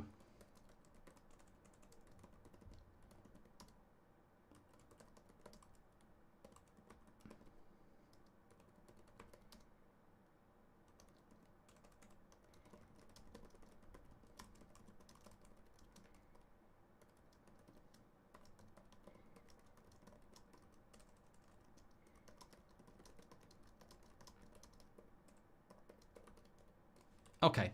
Where does Ugarte... Yeah, I like that. Are we getting Mbappe? The situation with Ugarte reminds me of Berbatov signed in the last hour. Well, I quite like this. I quite like the fact that we've got Ugarte at 9:30. We'll get the quotes out. We'll talk about Ugarte for about 20 minutes. And then 10 o'clock till 11 o'clock is exactly what I predicted. Sancho. Will Sancho stay or will he go? Should I stay or should I go now? If I go, there will be trouble. And if I stay, there will be double. It's almost like that song was written for Jadon Sancho. So, yeah, you know, will he stay or will he go? I think I don't want him to go to Chelsea, but I almost feel like he does need to go now. Because if he doesn't, it's shit for everybody. I mean, what you've got is you've got Man United, who are so desperate to get rid of him, they'd give him to a rival. You've got the player who just wants out to go and play for a rival. And then you've got Chelsea, a rival, who want him. So, really, it just should go. Ugarte just posted his farewell to PSG. And United aren't considering Coney as an academy player. They are wanting to throw him in with Ugarte, Casemiro, Collier and Coney. And how long are you staying up, Mark? Says Ash. You may as well call me Viagra, because I'll be up for a long time. 11 o'clock. We'll go to 11 o'clock. I mean, after 11 o'clock, you're just talking about... I want to rank the transfer window, so I'll probably do that once we know what's happening with Sancho. Because that's one of my favourite things of the window, is the last day of the window. Because I really get excited about it because we talk about it in May, June, July, August. You know, how are you going to rank this window? So to actually do it... I'm looking forward to that. Who's under more pressure, Ugarte or De Ligt, says Brian? I don't think Ugarte's under pressure. I think Ugarte's coming in as a young lad. He's 22, 23. We know he's got talent and, you know, he will need time to adapt. I think De Ligt comes in with a little bit more experience and a lot more to prove. What games are you watching tomorrow, says Mikael? I'm not doing Arsenal-Brighton because I think it'll be quite boring. I'm going to do West Ham Man City because I think West Ham are going to win. You heard it here first. Do you think Sancho will do better at Chelsea, says Shahin? I mean, he can't do any bloody worse, can he? I mean, if he does worse, I don't know why Chelsea want him. You know, I don't know why Chelsea want him, but, you know, there we go. I think statistically, a young striker from Serie A like Xerxes is the most likely to fail, but he looks good. Although Ugarte has been excluded by most people because of his quality, but may still fail, says Daryl. Thank you very much. And United, there we go. Any last-minute winger signing to replace Sancho, says Mo. Doesn't look like it. Doesn't look like it. Ben, thanks for your super chat. Red since 1975 says, can anyone explain to me why all the fuss re Oasis? I could understand it if it was one of the truly great bands like Zeppelin, Floyd, etc. Just showing my age. Oasis are good, mate, and I think with modern technology, like my daughters are in their teens and they listen to a lot of Oasis, but they wouldn't have even been born when they were around. So I think they've grown, and they're also quite young, aren't they? Even though they've not been together for a long time. The situation with Ugarte reminds me of Berbatov. We've done that. There we go. Ugarte video, and he's put a statement out. Apparently Ugarte's official, even though it's 20 past. Well, I've got the doc to read you, but it's not.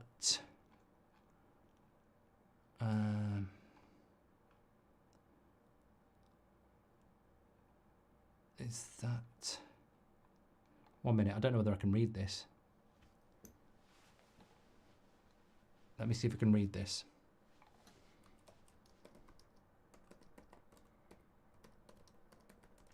Is that readable now?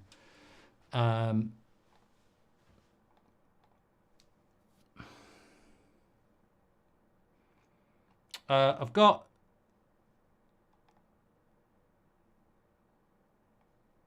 I can't read that. It's in French.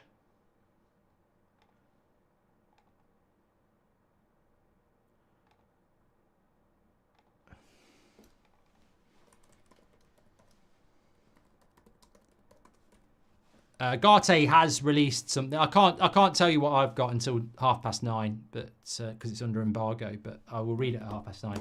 I'm right. We have a place in London that we could do a last-minute medical, or is it just an office? Plus, I hear Yoro is interested in joining Man United, says Nathan Thomas. Swap Sancho for Cucurella, says Victor. But Cucurella plays games now, doesn't he?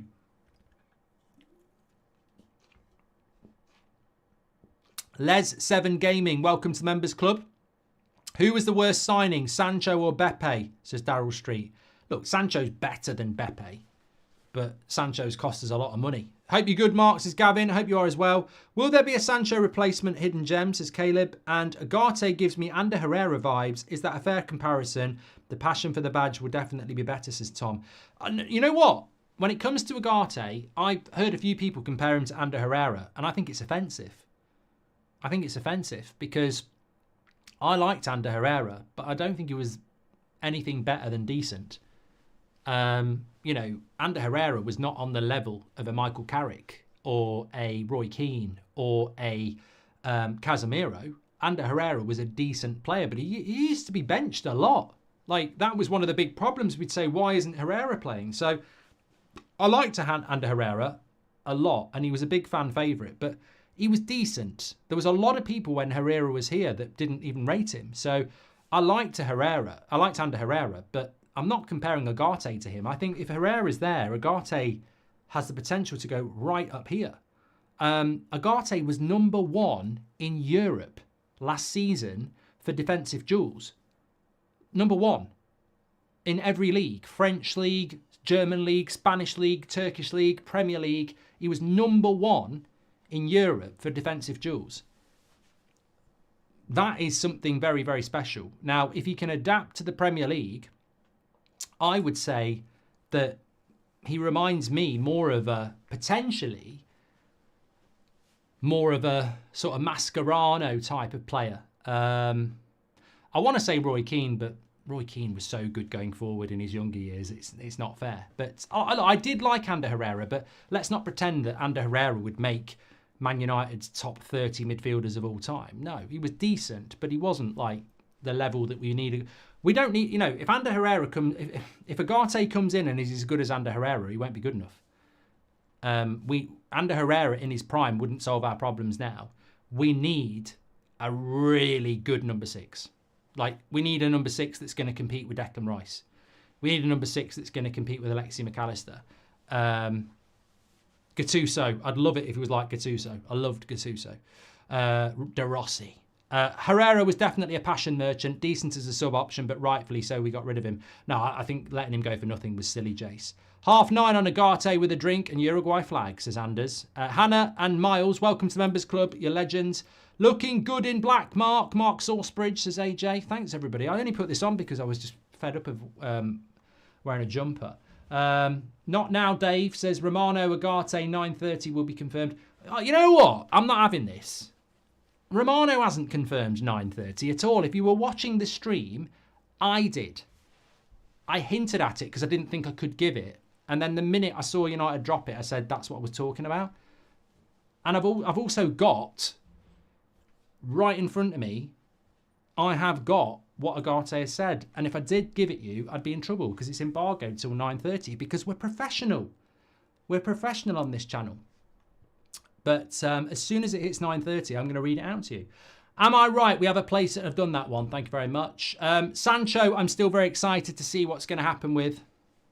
Tim Vickery compared Ugarte to Mascherano, says Daryl. Well, I'm very, very happy to be in agreement with Tim Vickery, who is a very good journalist around South America, and I hadn't seen that, Daryl. So, but Tim Vickery is a very good South American journalist based out there, and if he is saying Mascherano, then I'm very happy that I said Mascherano because that's somebody who would know a lot more about that South American scene. What are you drinking? I'm not drinking cider, no. Thank you, Olivind.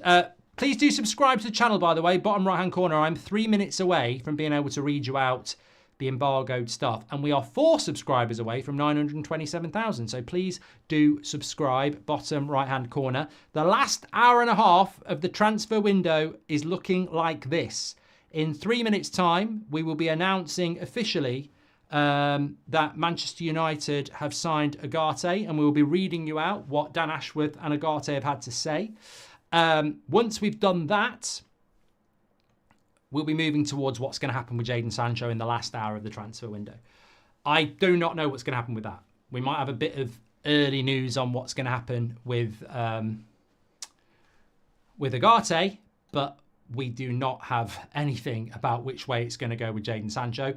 I wish I did, because I don't know how it's going to go. And I don't really know which way I want it to go. We know that Sancho has agreed personal terms with Chelsea, and we know that Chelsea want Jadon Sancho. But what we don't know is whether Manchester United want to do a deal with him. We also don't know what Chelsea are doing around Victor Osimhen either, which could also be quite impactful with regards to how that will work. So that's great. Did you know that we've got double what Sky Sports have got on YouTube? 15,000 and we've got 30. Who's fell off? There used to be Yellow Tie, Jim White.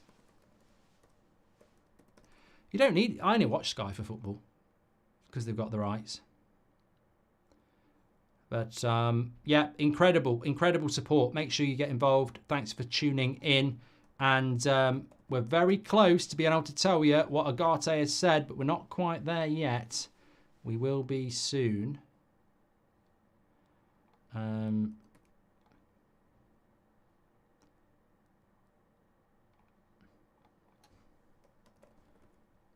What's going on?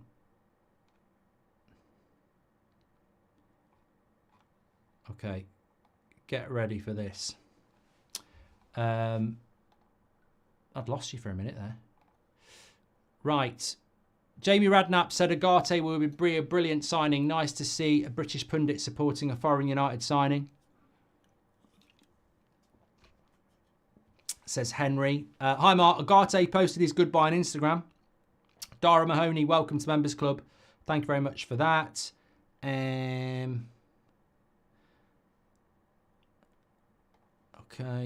Okay, I'm about ready. I'm just getting ready here now. I want to get it up on the screen so I'm ready to read this bang on 9:30. Soon as it changes to 9:30, somebody just let me know.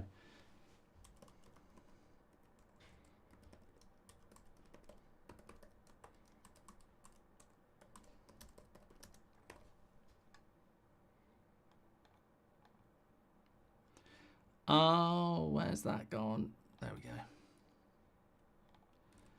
Okay. Get ready for this. Just watch McTominay goodbye video. All the best, Scotty, says Jims. Can we please get Ugarte, Jim? Announcement at 9:30. Well, we are going to get that. Rodri has pictures of Ugarte on his wall, says Big Man. And Mark, I just want to say thanks to you and the United Stand team. Can I get a shout out for my food and travel channel, Virtual Sinbad? Sancho out, says Virtual Sinbad. You've just got a shout out. Well done, mate. Hope the business is going well. Right, okay. Manchester United, Manuel Ugarte, official. It's finally done. He's joined Manchester United. We're very, very happy to have him. We'll talk about why we're happy to have him in a moment, but let's talk about what he has had to say about moving to Manchester United. Well, Manchester United have said they are pleased to confirm that Ugarte has joined the club subject to registration. The Uruguay international has signed a contract until June 2029 with the option to extend for a further year. So it's a 5-year deal plus one.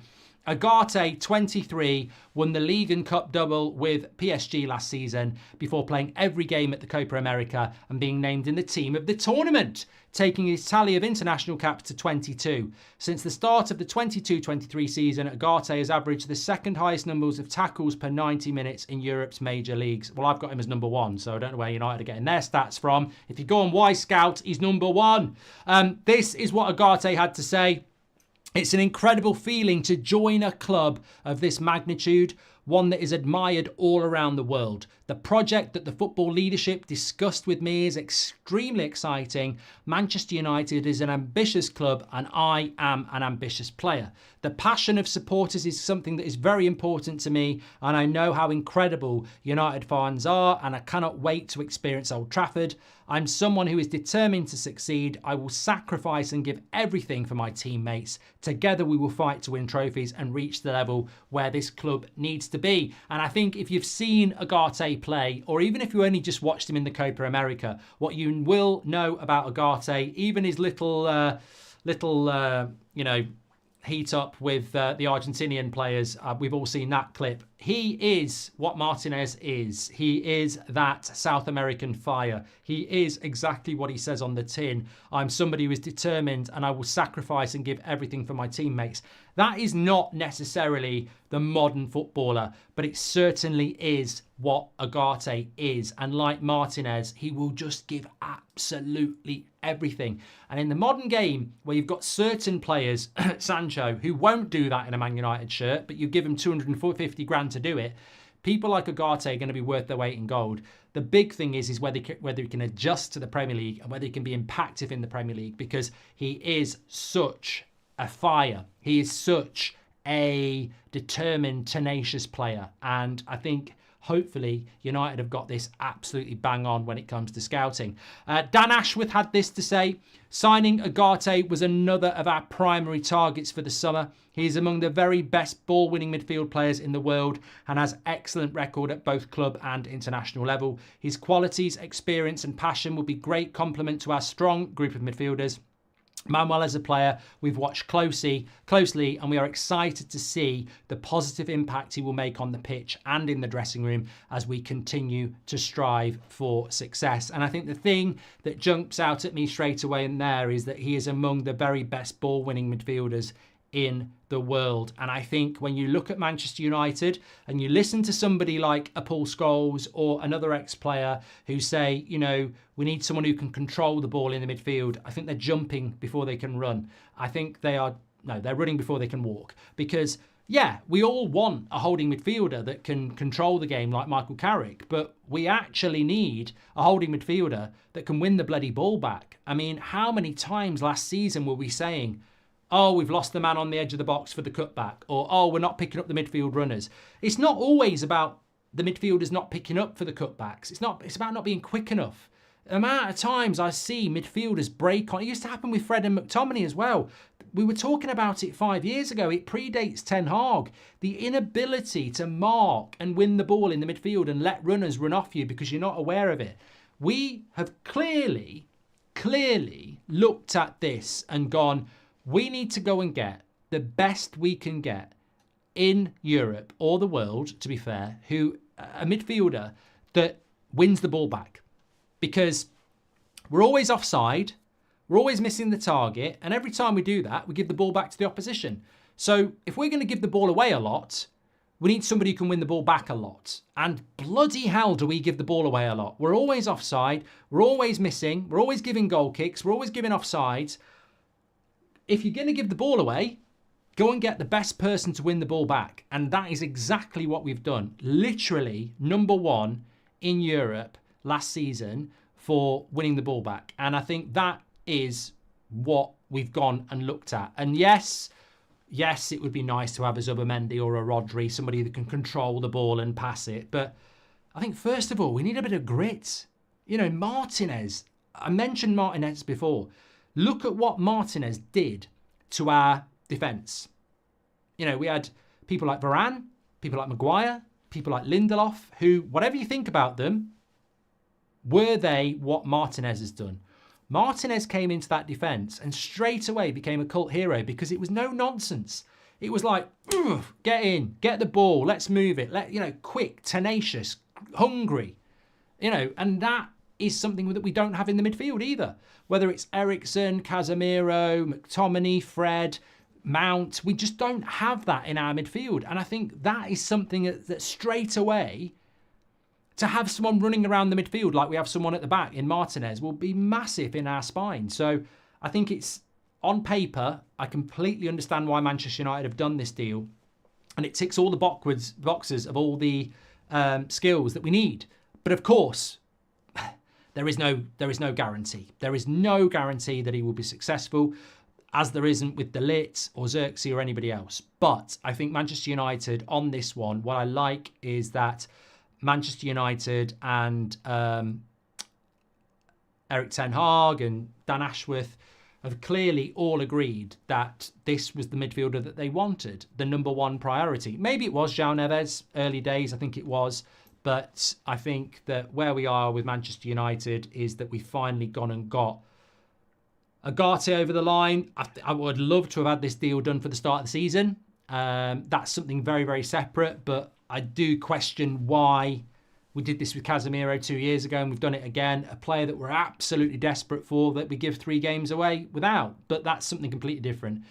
Obviously, he's not going to play against Liverpool. We didn't play him against Brighton and Fulham. And I look forward to seeing him in a Manchester United shirt. And I hope that Erik ten Hag does what most managers would do and get this player into our team, because nobody in our midfield is going to win the ball back as much as he has and will. And if as soon as he goes into that midfield, we become a different side. So why would you stick him on the bench and go, oh, let's just wait and see what happens?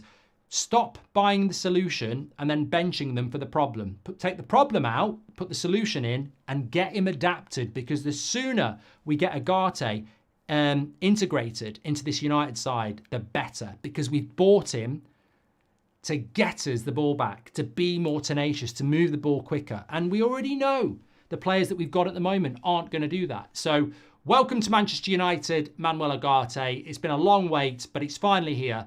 Make sure you smash a like on the video. Make sure you subscribe. Welcome to Manchester United, Manuel Ugarte. I almost felt like that was the end of the video, but it's not. There's loads more going on.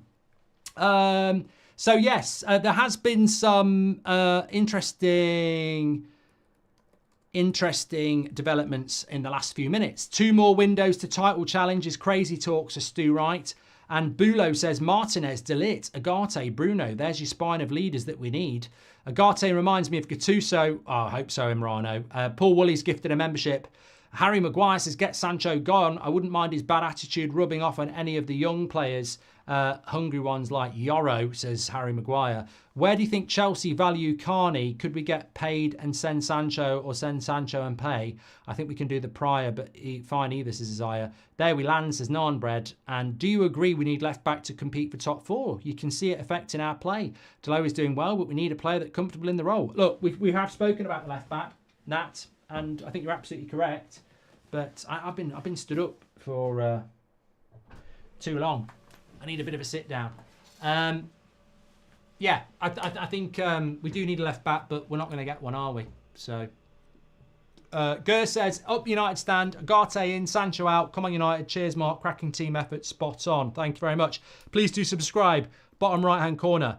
What the hell were the lads on the show earlier on about Sterling being better than Garnacho and Ahmad? Don't usually get annoyed by the shows. Sterling is not better than Garnacho and Ahmad. Let's fight.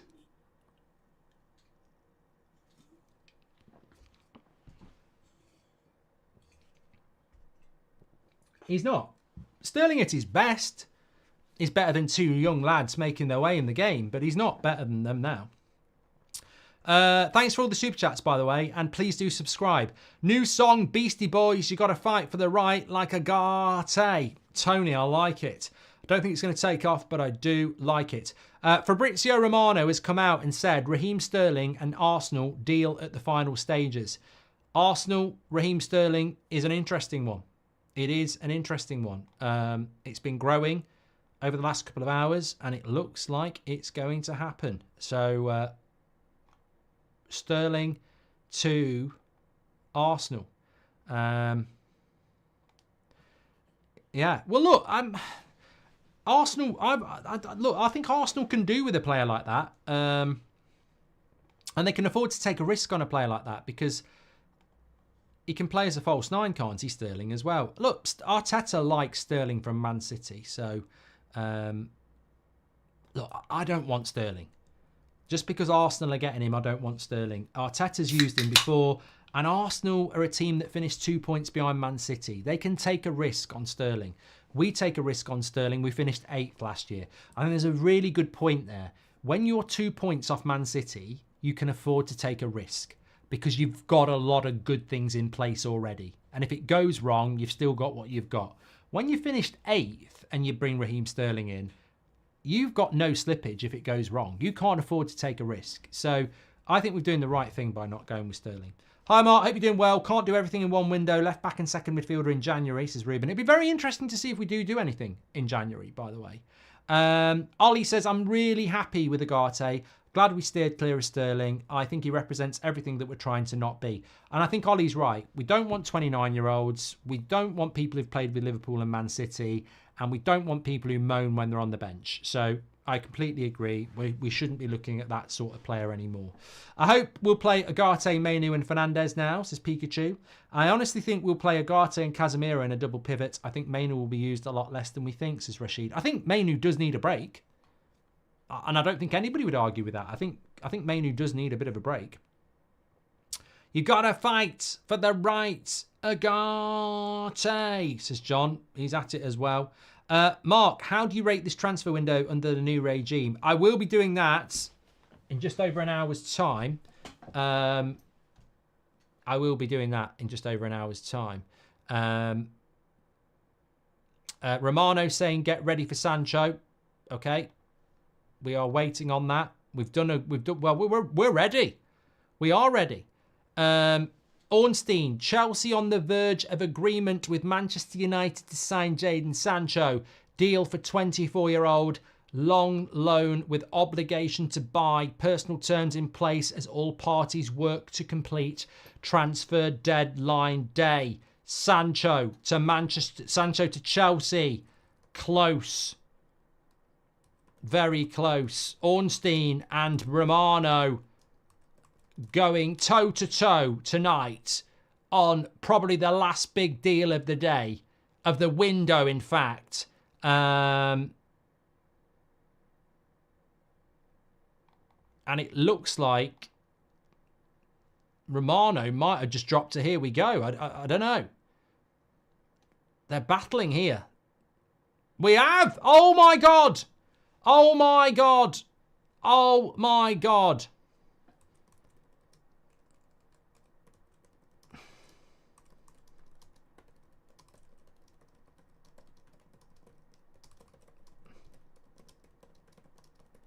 It's happening.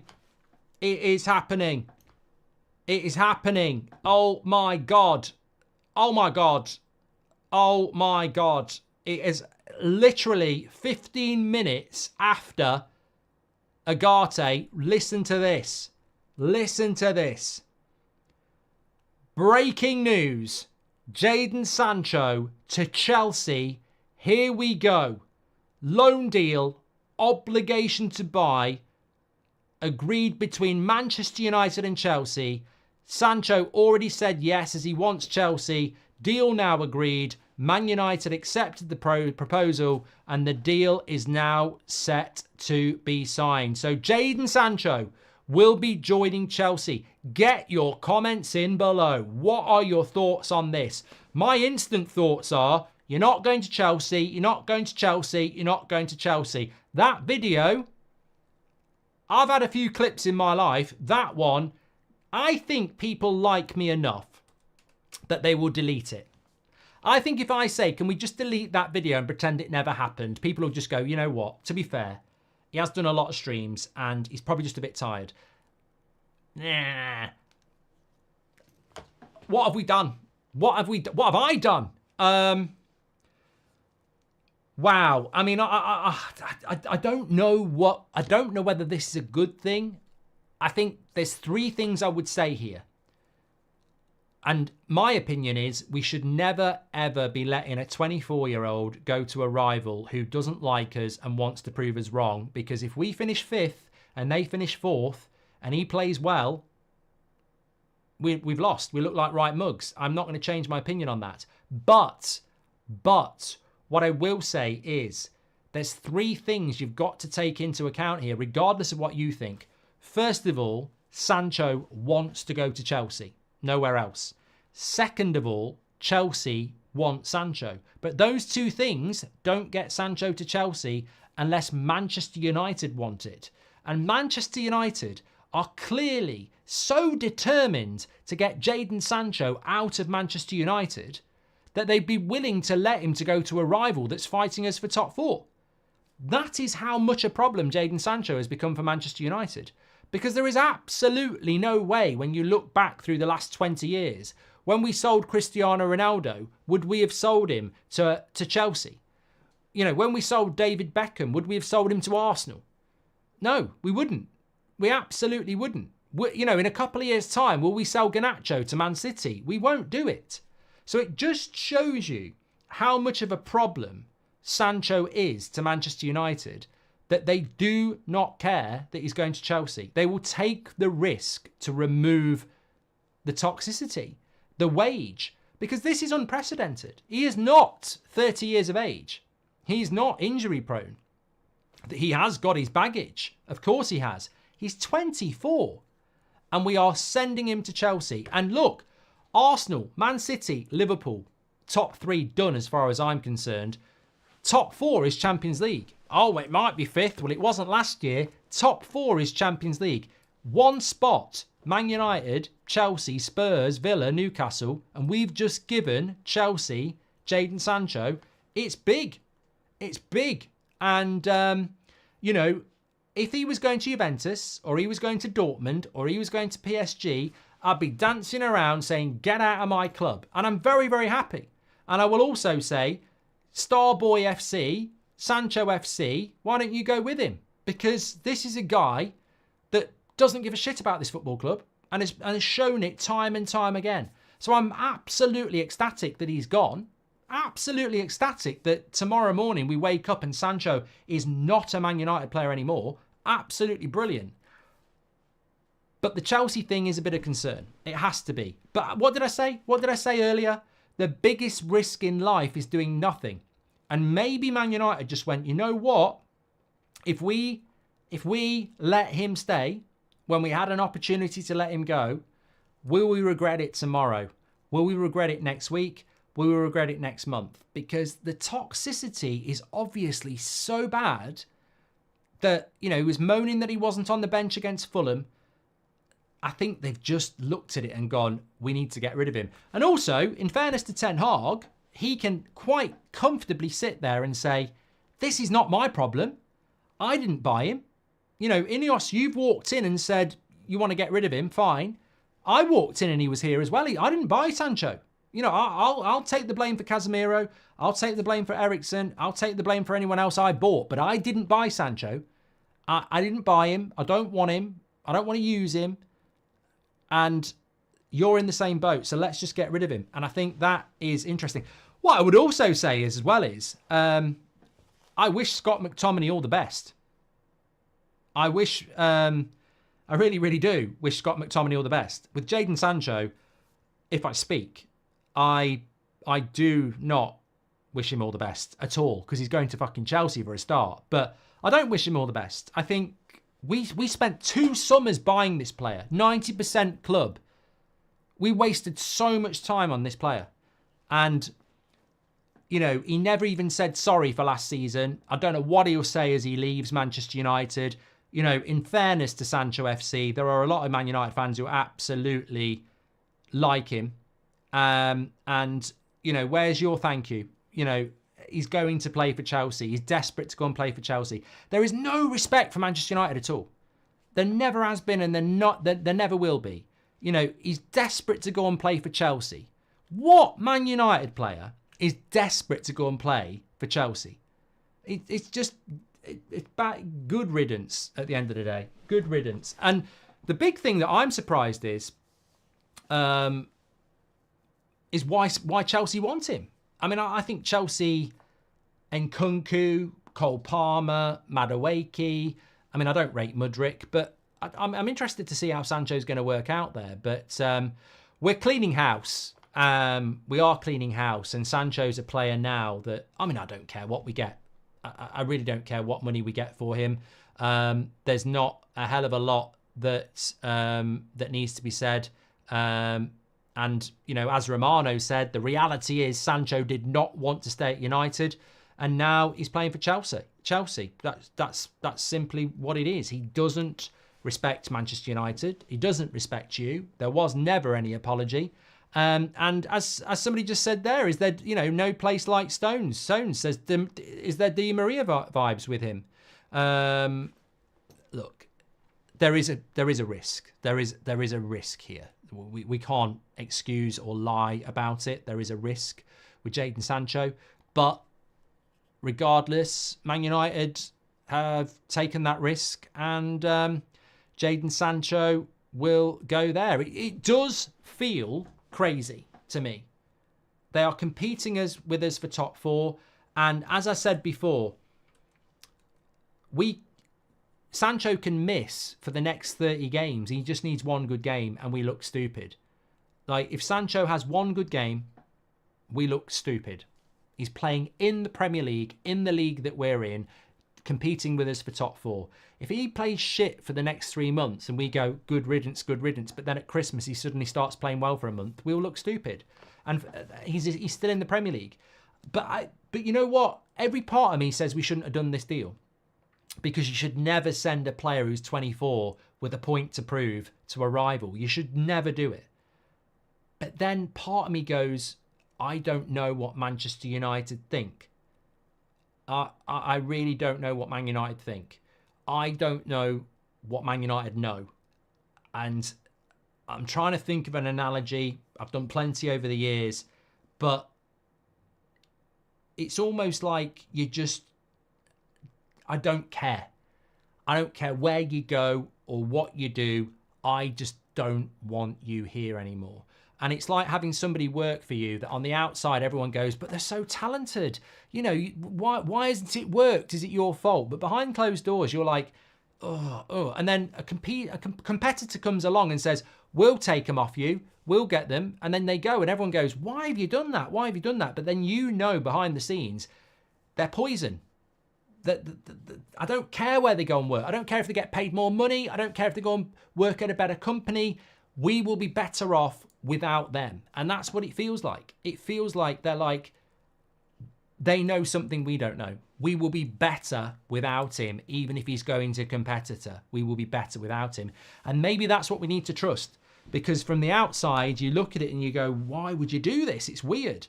But I think Man United obviously know something that we don't know. That they don't care what he does at Chelsea. Even if he cooks, we don't care. We will be better in the long term without him. Whatever he does at Chelsea, we will surpass it. Is that not quite exciting? That United feel, even if he goes to Chelsea and does well, we will do better than Chelsea. And hopefully that is what's going to happen. Because all I wanted really was for the Jadon Sancho chapter to close at the end of this window. It has closed. Ideally, it wouldn't be with a Premier League club and it wouldn't be in the Premier League. But we've got to trust. We've got to trust.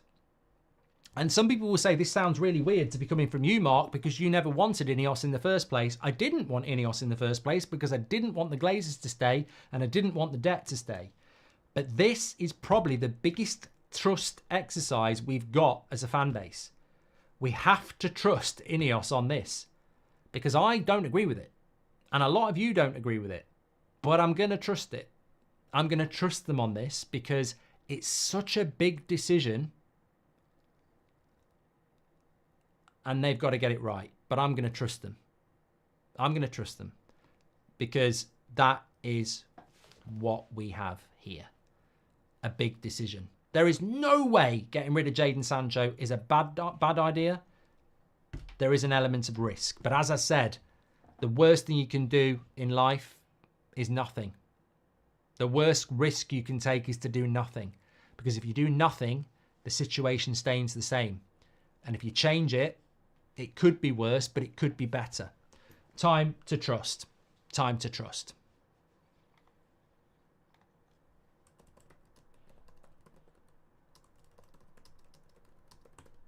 Okay. Even with an obligation, I'm going to get into your comments. I need a drink after that. What a crazy 25 minutes. Ugarte official at 9:30. Here we go, Jadon Sancho at 9:45. Still got an hour left of the window. Apparently at 10:10, we're signing Ronaldo back and we're selling Bruno. No, we're not. Mate, he'll flop at Chelsea. Maresca is ruthless and he'll get found out. He's a toxic player, says Chris. Tom says, even with look, in a footballing sense, he's not Cole Palmer. Like, Cole Palmer's a rival, but I like Cole Palmer. Jadon Sancho, in my opinion, has not been a great servant to this football club. I look back at Jadon Sancho's time at United. I think about the 4 months he had off when he had his problems and the club and the fans supported him. I don't remember Jadon Sancho ever coming out and thanking Ten Hag for that. But look, that was a serious time. He had things going on and everybody stood by him, including the manager, including the fans. The next season, he sits on his arse for 3 months again playing FIFA because he has a fallout with the manager. I think there's a big, thank you owed to Manchester United fans from Jadon Sancho. I think there's also an apology. But I don't really care anymore. You're a Chelsea player. You're desperate to play for Chelsea when you're a Man United player. Off you go. I've never heard anything like it. I've never heard anything like it. 2 years ago, he's off for 4 months with personal problems and we support him. A year ago, he's playing FIFA because he's fallen out with the manager on Twitter. And then this year, he's off to play for Chelsea because he's desperate. I mean, if that's gratitude, I don't know what it is. I don't know.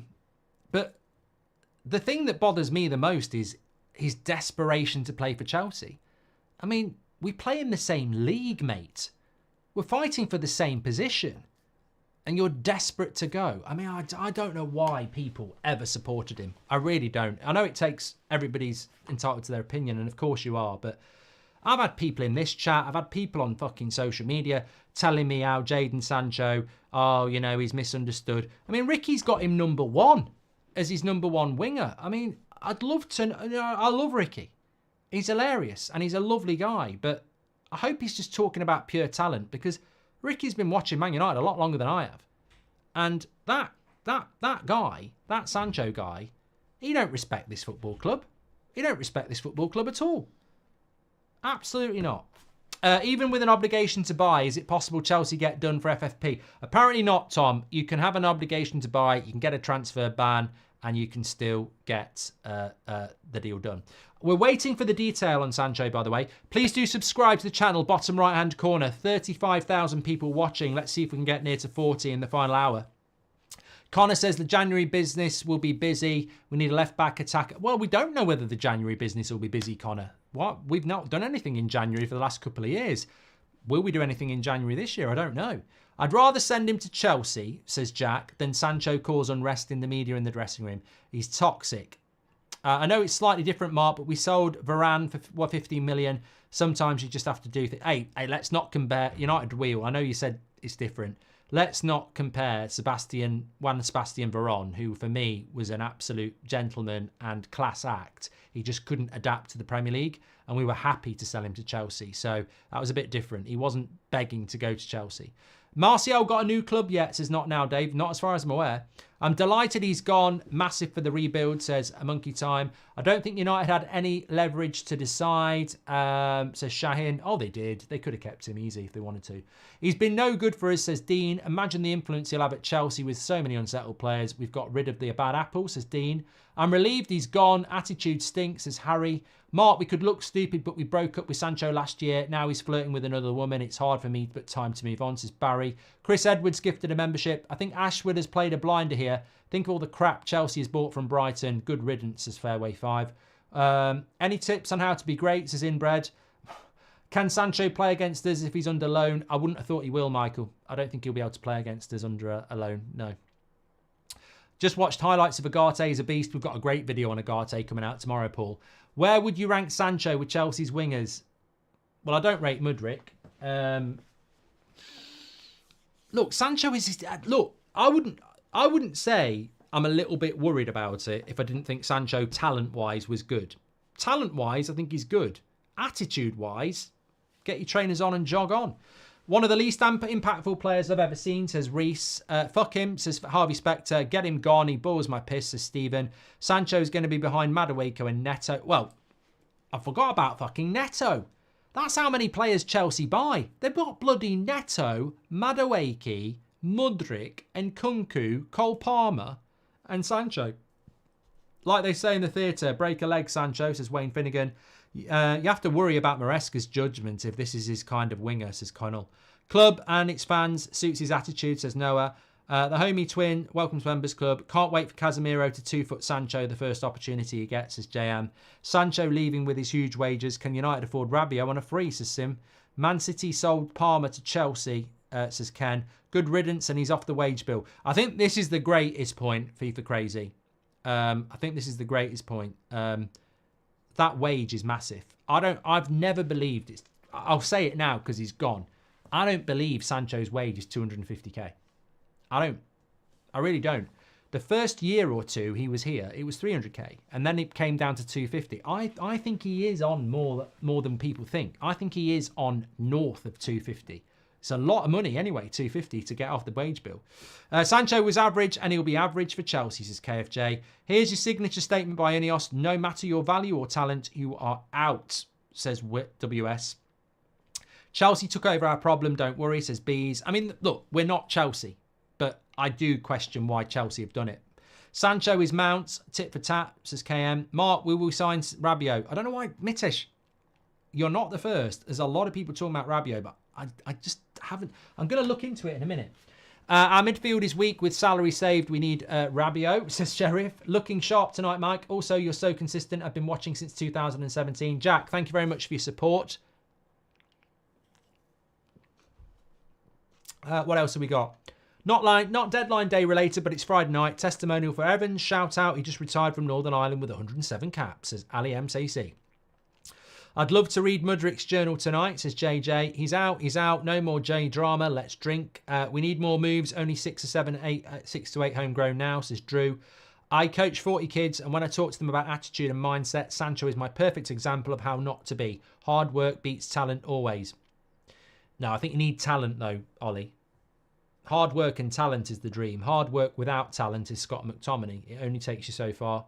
How much do you think we get for Sancho? Well, we're going to look into this, Daniel. We need to look into this. Don't we?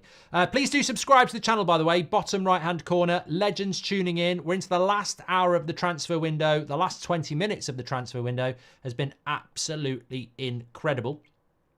Bottom right-hand corner to subscribe. Get involved with the United Stand live every morning at 10 o'clock, every night at 8 o'clock, and Liverpool watch along on Saturday and Sunday, of course. But let me just have a quick look and see if we can find anything out about what this deal is all about. Anybody know what's going on with Osimhen? Chelsea's loan with an obligation to pay for Sancho is less than £40 million, according to the Daily Mail. Happy days. I'd take 25.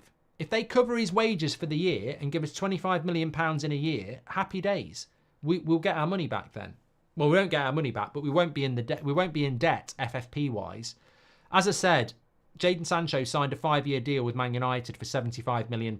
Every year his contract runs down, 15 million comes off the 75 for FFP amortization. So at the end of year 4 next year, 60 million of his salary will have gone. 60 million of his transfer fee will have gone FFP wise, leaving 15 left. So as long as we get more than 15, we won't be what's the word? We won't be negative in an FFP stance. Chelsea, Mike Keegan says Sancho to Chelsea on loan with obligation very close. Future fee is between 20 and 25 million. Big saving on wages for United and gets a problem for them out the door. Yeah, this is perfect. This is absolutely perfect. So essentially, you buy Jadon Sancho for £75 million. And it's a 5-year deal. Amortization, divide it by 5. Every year, 15 million for FFP purposes comes off that 75. So next summer, it's 4 years, 60 million's come off, 15 million is still there. If you sell him for 20 million, you're 5 million up on FFP. So as long as we don't go negative, it's fine. If we could get rid of Jadon Sancho for free and spend nothing, we'd do it. And that's effectively what we're doing. We're basically saying we don't want to pay you wages anymore and we don't want to lose money on you. We just want you gone. And that is basically what this deal does.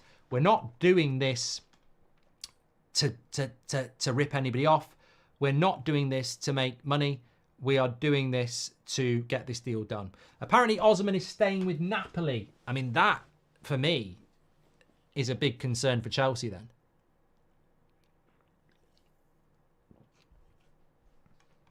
Only in the sense that I said that if Chelsea get a striker, I think they'll get top 4. So you could have got Ivan Toney, you could have got Osman, and you got Jadon Sancho. I'll take that. Because I felt if Chelsea got a striker, they'd be a lot more dangerous. I'm not saying they won't get top 4 anyway, but I think if they'd got Osman, that was the deal Chelsea needed to do. And look, we're not the Chelsea stand, but I'll say this right now. Why is it, since Todd Bowley's been at Chelsea, they've spent so much fucking money on wingers, number 10s, midfielders, centre-backs, and he refuses to go and buy the one thing that will get you in the top 4, a goal scorer? Ollie Watkins got Villa in top 4. They've got a very good team, but the goals get you in the top 4. Isak has made Newcastle a better team. Look at Haaland at Man City, and, you know, they end up with Jadon Sancho instead of Ivan Toney and Osman. It's hilarious how they haven't figured that one out.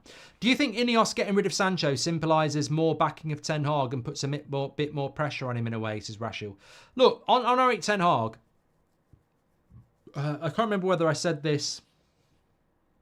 I can't remember where I said this, actually. I think I said it on the podcast.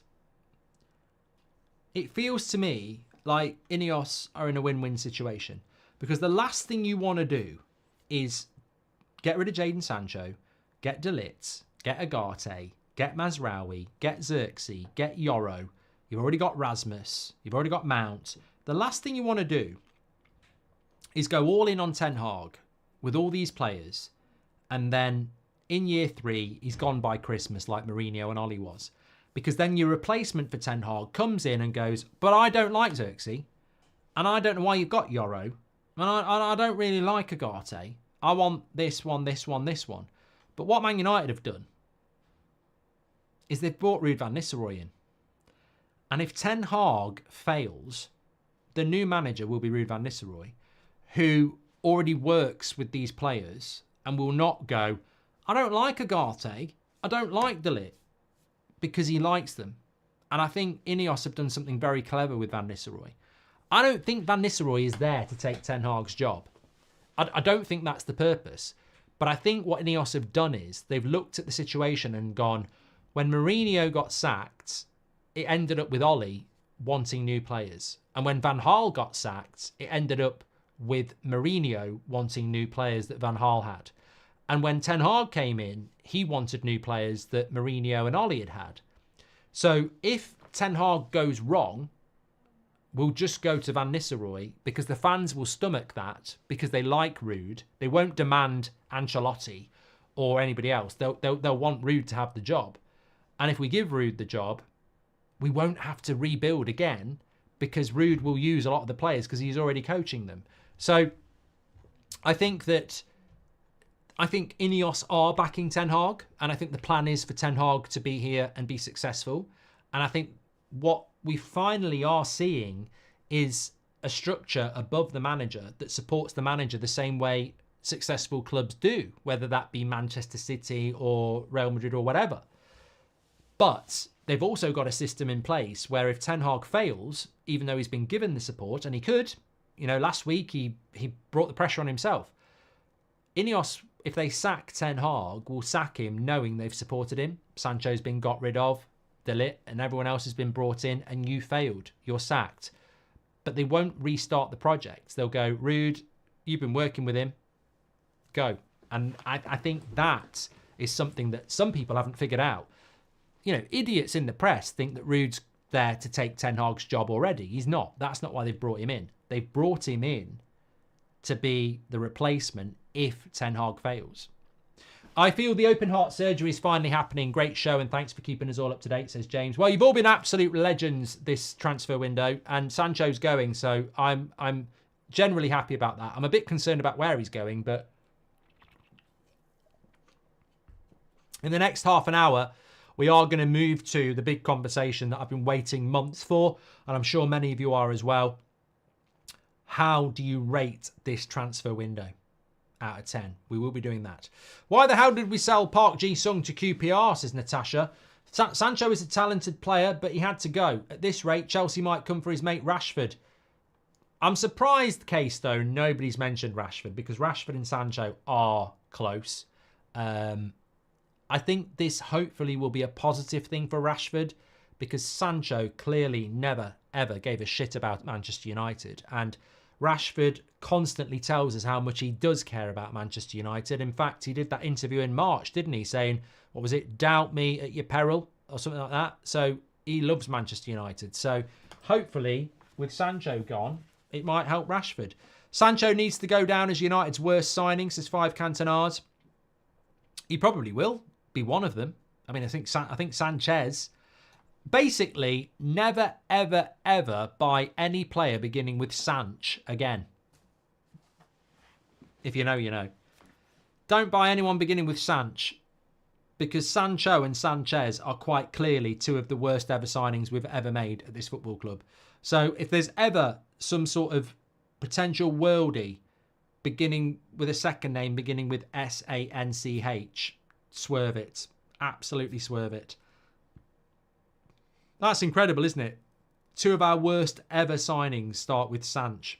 Is there any other players out there that might do that? Ruud in, Ten Hag in, double managers, let's go, says Jackie. Mark, remember we wanted a superstar gone. There we land. If anyone thinks Sancho will fight for his place with Palmer, Neto, Felix and Madueke, cool, says Akil. I think Pedro Neto is a brilliant player. And I think Madueke is looking good as well. And Cole Palmer is amazing. So Sancho surely sits on the bench. Bencho. You know what? We're not the Chelsea stand, but I really am intrigued as to what Chelsea fans think about this, because they probably think they've got one up on us. We're ecstatic that Sancho's gone. The only thing we're concerned about is, maybe he does well at Chelsea. But if I'm a Chelsea fan, I don't know what I'm thinking, because I'm thinking, I hope he does well and sits those Mancs down, etc. I understand that. But am I thinking Sancho should start ahead of Palmer, Madueke, Neto and Kunku? Absolutely fucking not. I'll tell you that for free. Absolutely not. He shouldn't be starting ahead of those.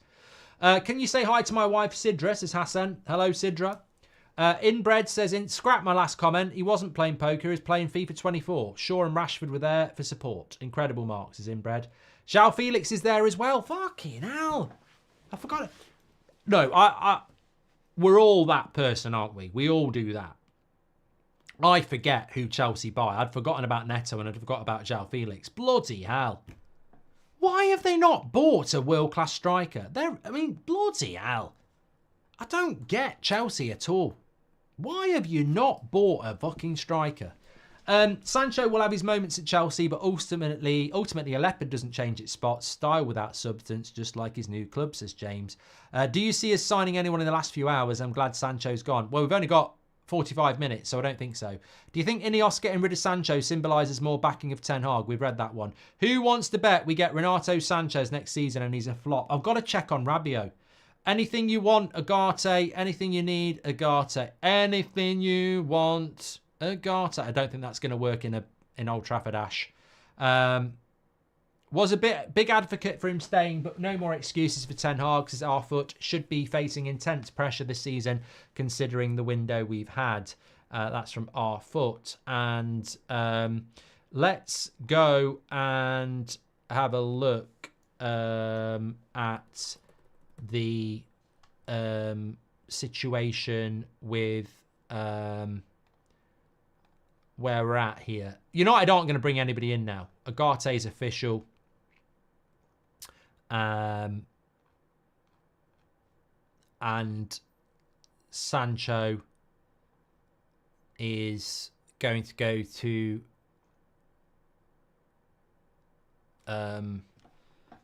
Chelsea. Fabrizio says obligation to buy clause for Jadon Sancho to Chelsea is around 25 million. I'll take that. Ultimately, people might say you want a little bit more. I'd have been stunned if we'd got over 30 million, because you're saying to Chelsea want a loan deal. But you're saying to Chelsea, we will not loan him to you unless there's an obligation to buy. If Chelsea don't want to do an obligation to buy, they're certainly not going to obligation to buy 40 million. So I think you've got to reduce it a little bit to get them to do it. What I would like to know, and I don't know whether we'll get it, is there are still get-outs with an obligation. Obligation to buy if he plays a certain amount of games. And if they don't want to do it, you just bench him for the last 10 games of the season. So there are ways out of this. Obligation to buy if he scores amount of goals. So there are still ways out of it. But I just don't think there's a way back for Jadon Sancho now. I really don't. I think when you've begged to go to a rival, then you're done. The player you would never sign, Sancho, says Hovind. And you've got to fight for your right to Ugarte, says Mark. Again, I can't imagine Old Trafford faithful singing that. Any going for Goldbridge about Oasis return, says Juan. I did think about doing that this week, actually. Hi, Mark. On one of your FIFA career modes, you also sold Rashford to Chelsea, says Greg. On all of my FIFA career modes, Sancho ends up there. And every time I play them, I try and two-foot him, and it never works. He ends up scoring. Tom Palm, gifted 5 United Stand memberships. You're a legend, Tom. He may just ruined his career. Chelsea's unstable, says Pedro. 25 million for Sancho, says Chris. Thanks, Chris. Can you explain to me why we've messed about and not got this deal done early enough for him to play Sunday? Just another excuse. Sancho's a moron, says Brandon. And Mount payback with Sancho with shirt number 145, says EFE. I think it's a steal for Chelsea getting Sancho for 25 million, but can't say more until more details are out, says Ash. Look, I get it. He's 24. He's 24 years of age. The thing is, you are going to be paying him 250 grand a week. Don't forget that. You're paying his wages. I think you're paying his wages. Maybe we're paying hot. I don't know who's paying his wages for the next year, but he is on a lot of money. Rabiot and Hermoso are still available and don't need to be completed tonight. Here's hoping, says Cameron. You've just reminded me, Cameron. Let me just drop a message on Rabiot, see if we can find anything out. He's a free agent, so he doesn't have to sign for anyone today, but Galatasaray have been mentioned in relation to Adrien Rabiot.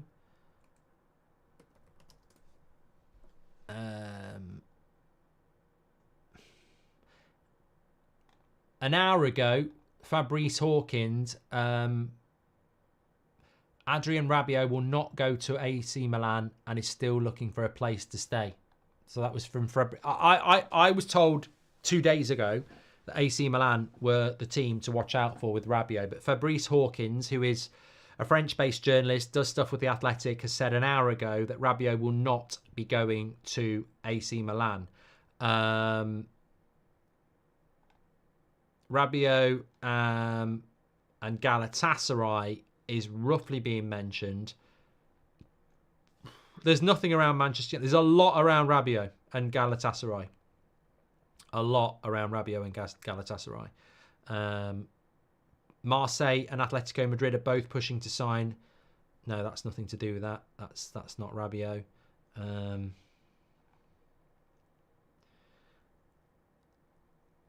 Yeah, there's not a lot about Rabiot today, to be honest. The only update I can find is Fabrice Hawkins an hour ago saying that he's not going to AC Milan. There's nothing around Manchester United.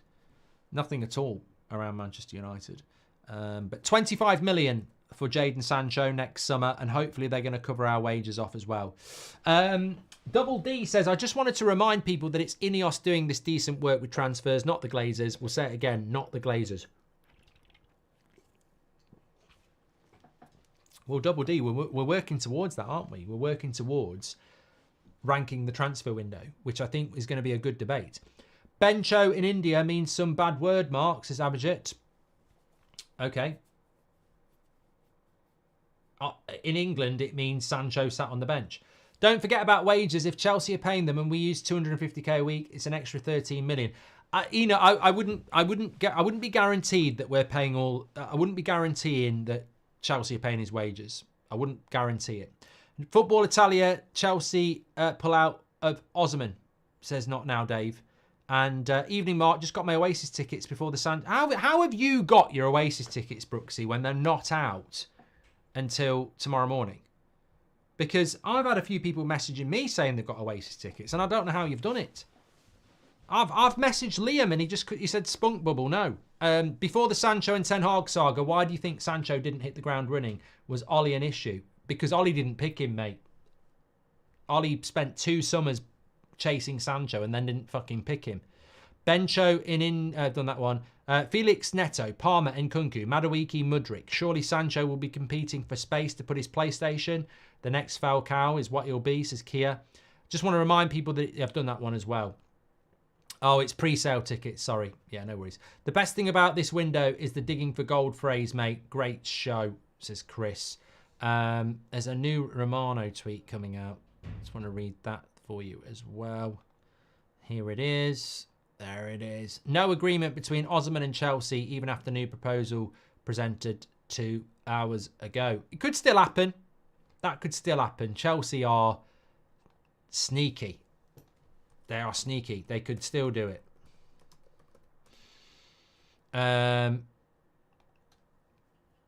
25 million. Lovely stuff. We've done players that should have gone. I mean, just to recap on that, though. We are sort of recapping and reviewing as much as we are reacting to things coming out here. But we had 7 players about a month ago that we said needed to leave Manchester United. Those 7 players were Aaron Wan-Bissaka, Victor Lindelof, Harry Maguire, Casemiro, Scott McTominay, Eriksen and Sancho. 7 players that really needed to go this summer. They've not all gone, but 3 of them have. Aaron Wan-Bissaka, Scott McTominay and Jadon Sancho have gone. Victor Lindelof, Harry Maguire and Christian Eriksen will be out of contract next summer anyway, which leaves Casemiro. So out of those 7 players, yes, 4 of them survive. 3 of them have gone. 3 of them will be gone next summer. And Casemiro probably goes as well. When you look at what United have done over the last decade, those 7 players would still be here for the next decade. We've got rid of 3, arguably 3 difficult ones, and the rest of them probably go next summer. So Sancho was the one. Sancho was the one that was going to be here for a very, very long time. So, when you look at it like that, it ain't too bad. It ain't too bad at all. And they've done a reasonably good job on the outgoings. On the incomings, I think they've been good. We are working towards that point of conversation around players ranking the transfer window. But yeah, very, very interesting how it's panning out. Anything late in the window? I mean, look, so many people have mentioned Rabiot tonight. It's unbelievable. And yet there is not one story linking us to Rabiot. But maybe that's wishful thinking. Maybe that's just people wanting to get that deal over the line. I don't know. But absolutely, we'd probably do it, really. But I don't think it's going to happen because Christian Eriksen's still here at Manchester United. Can I just give a big shout out to this community again? We've got 35,000 people watching. Sky Sports has got 23 and Talk Sport with Jim White's got 12. I think we know what the modern media is, and you are it. And that is why you can ask me anything about anything, because I will answer it, because it ain't censored here. There's nobody in my ear saying, say this, say this, say this. Ugarte going to have a that's more... I'm just going to say it. Have you seen that Talk Sport have started a United channel now? I tell you what, if you watch that, you're an absolute traitor.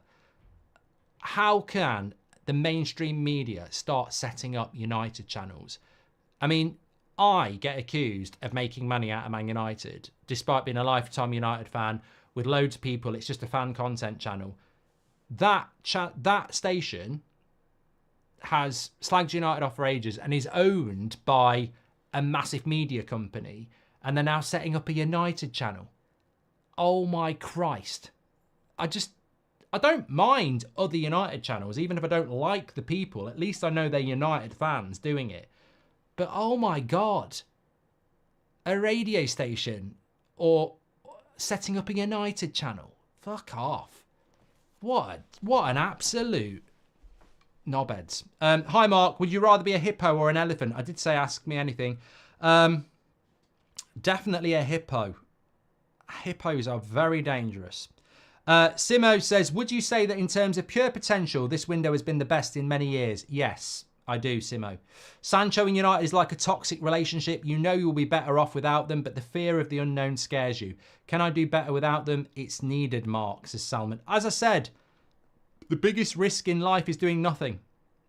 If you do something and it goes wrong, okay. But if you do something and it's better, it only becomes an obligation based on a certain amount of appearances. I'm happy he's gone, but it's not gone. Harvey, you're right.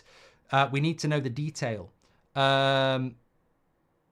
Just tuning in, do we know the terms of the obligation to buy? We don't, Marco, and I wish we did.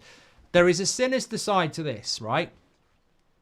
If the obligation to buy, as we understand it, Jadon Sancho will be a Chelsea player and never be a Man United player again. He has gone on loan for the season, and next summer there is an obligation to buy him for £25 million.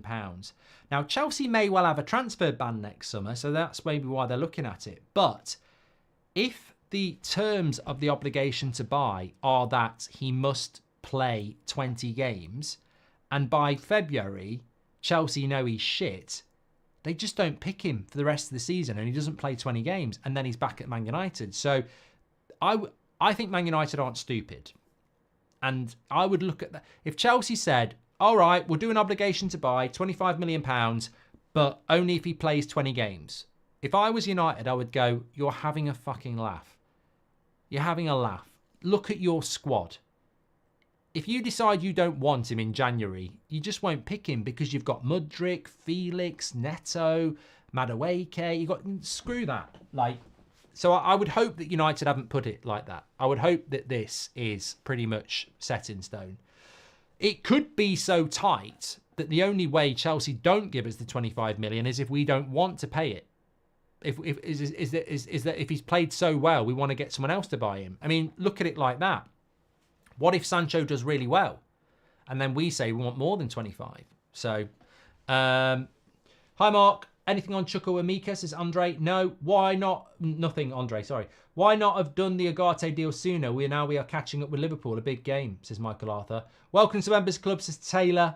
So glad we've got Ugarte now. Will hopefully be good for us, says Garnacho. Thank you very much. I mean, Sancho, does anybody actually... This was just as we start into the last half an hour. Love the streams all day, Mark, and love the book, says OC. Thank you very much for everybody who has bought the book, by the way. You're absolute legends. Don't forget to play Super 6 as well. That'll be coming around again in a moment, but I'll talk to you about that in a little bit, but get involved with it. But what I wanted to talk to you about was, a lot of people spoke about this earlier. We're going to rank the transfer window like we do every year at the end of the window, marking it out of 10. So get ready for that. I'm going to do that in about 20 minutes time for the last sort of 20 minutes of the show. Rank the transfer window out of 10. Very, very simplistic thing. On our player ratings show, at the end of every Man United game, you can interact and do your player ratings. We're going to do that in about 20 minutes time. But one question that did come out that we haven't spoken about is, should we have bought in another winger? Because Sancho was gone. Should he have been replaced? There was talk of Raheem Sterling, who we believe is going to go to Arsenal.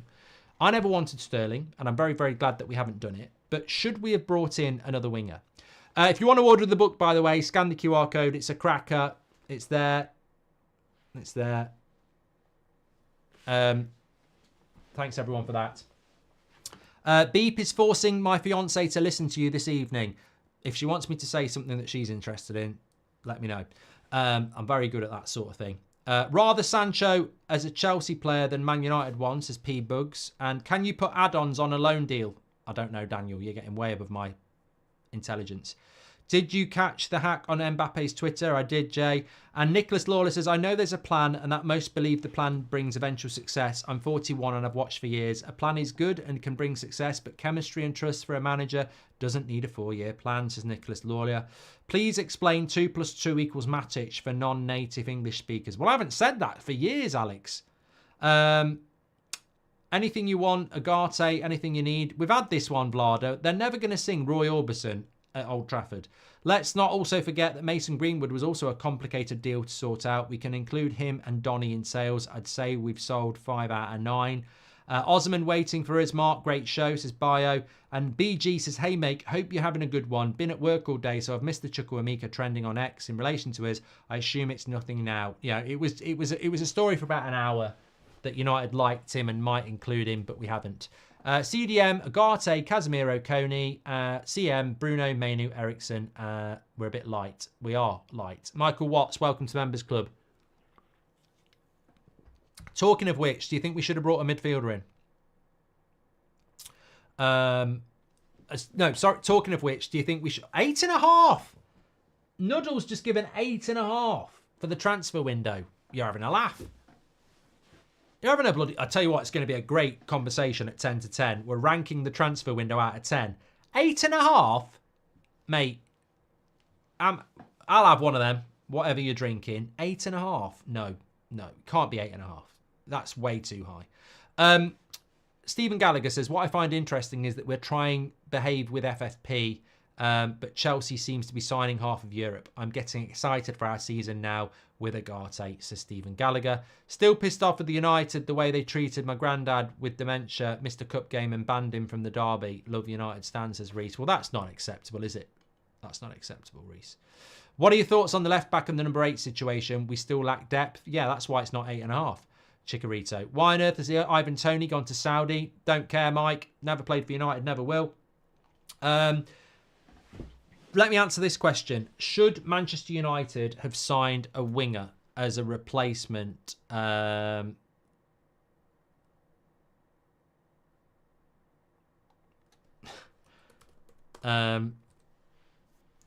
Sancho. No, I'm going to stay firm on this.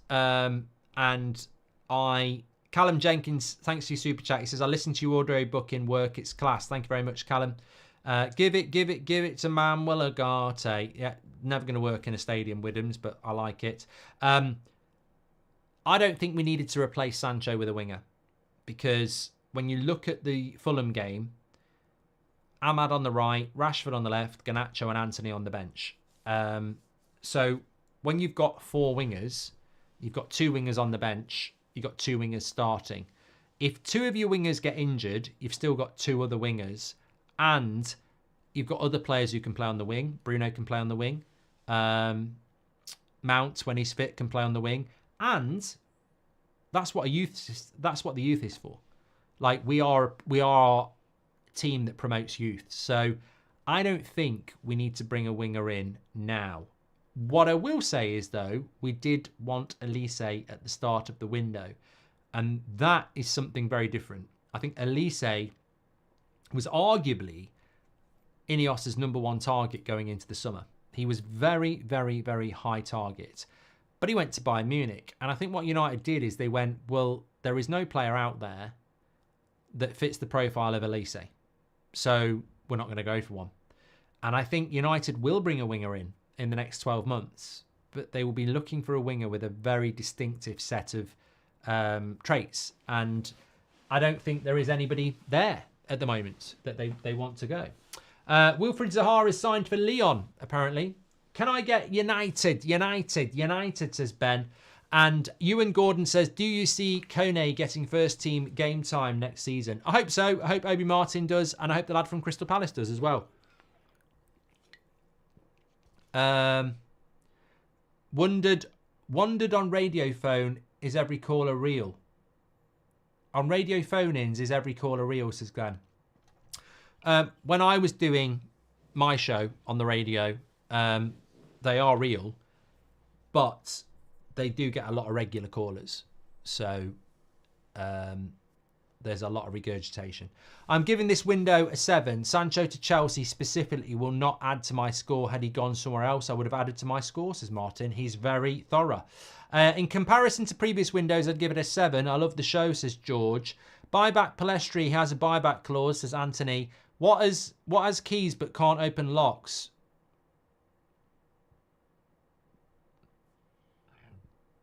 I don't know. That's from Xavier. One injury to our left winger or right winger. We were in injury crisis again. Should have definitely bought in a replacement, says Bruno. Injury to Rashford, play Garnacho on the right, on the left, Ahmad on the right. You're fine. Anthony is shit, says Reese. I don't know why I found that funny. It's not funny. Have you tried Hawkstone Lager, says Ben? No. I've been watching since 4 a.m. since I woke and just finished my shift at work. You did a fantastic job covering the entirety of the transfer window, says Jose.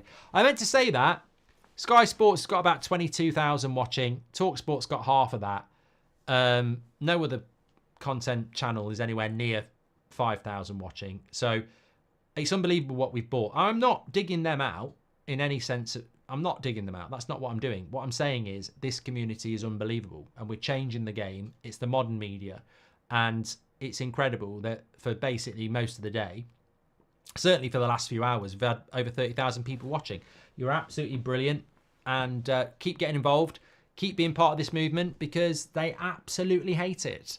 They absolutely hate that a collection of people can have a conversation, say it how it is, about the sport that we love, and they can't dictate to you what happens anymore because the mainstream are completely and utterly out of touch. So out of touch that they're now trying to launch their own United channels from a conglomerate media that owns multiple newspapers and many other things are now launching their own Man United channel. I mean, I've never heard such shit in all my life. When I came into this space 10 years ago, there was a media company that owned a Man United channel, a Man City. The Man United and Man City channel were in the same fucking studio, working in the same studio. A lot of people don't know that. There was a Man City and a Man United channel working out the same studio. There was a Chelsea channel, a Spurs channel, and they were all owned. You would have thought they were all fan channels, right? They were all owned by a media company. I mean, what's that all about? How can you be a bloody fan channel when you're owned by TalkSport or whatever like that? Nonsense. So thanks everyone for tuning in. You really are part of a movement that everyone is trying to replicate. Incredible. Mark, we signed Kone, but what happened to the lads from Arsenal and Palace? They're still going to come, Dari. They're still going to come. They're just compensation. Reese says, I said dog poo. Well, you say dog poo, I say shit. I think we should get Messi on a loan to buy, says Jordan. What number do you think Ugarte will wear, says Via. Well, I'm tell you what I'm going to do. I'm going to rank. I'm going to stand up. Rank. It's not that type of a show. That could. I was one letter away from trouble. I did say I'm going to rank. Oh, I'm going to stand up. Which you can do standing up. Rank. You can stand up ranking. And I'm going to rank away. So I'm going to rank the. This is it. I don't want to do this. It's like when we do the charity stream in November, and I stream all day, and we raise money for people with serious illness, not serious illness, critical illness. Let's be real. We've raised over £200,000 in the last 3 years because we do a stream every year in November, raising money for people who the Marie Curie Centre with people with terminal illness. And always the last 10 minutes, I get quite emotional because it's the last 10 minutes. And here we are, right at the end of this transfer window, like it literally is going to shut in 20 minutes' time. And we talk about this in April, May, June, July, August, ranking the window. And it's all just going to come down to a number between 1 and 10, 6 being average. I am going to give you my score out of 10 for this transfer window because we're not doing anything else. Sancho's going to Chelsea, Eriksen's staying, Lindelof's staying, Maguire's staying, Casemiro's staying. Ugarte is officially done. We're not buying a left back.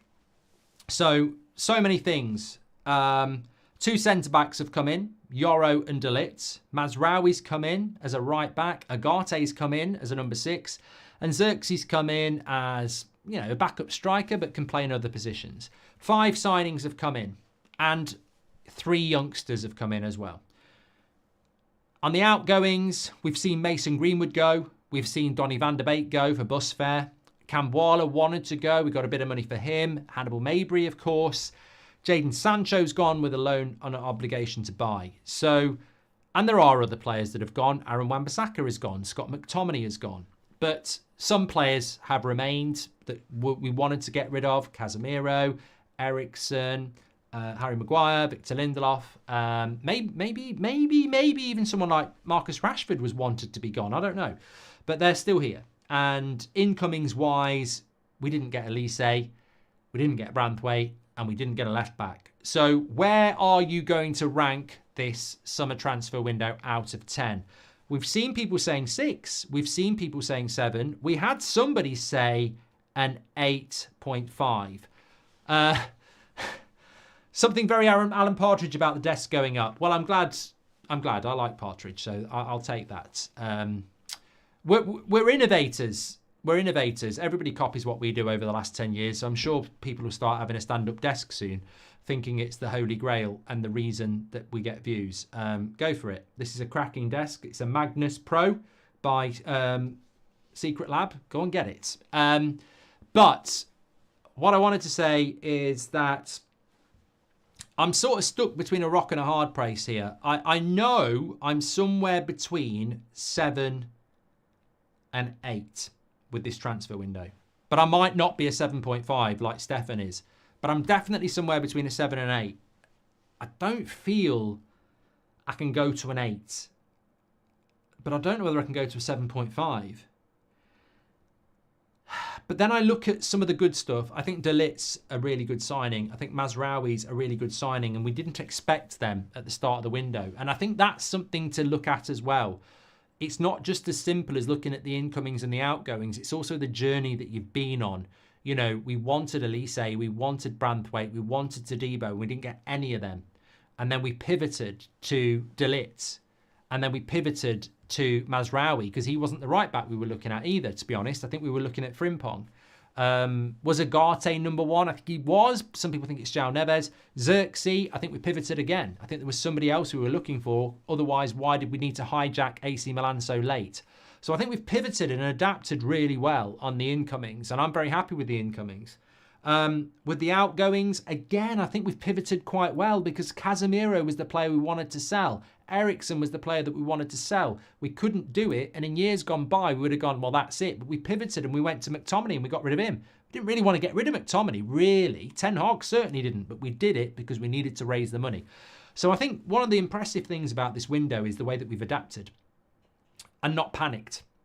And the Sancho deal is ridiculously brave. You could mark United down for Sancho to Chelsea. You could mark them up, depending on whether you think it's brave or stupid.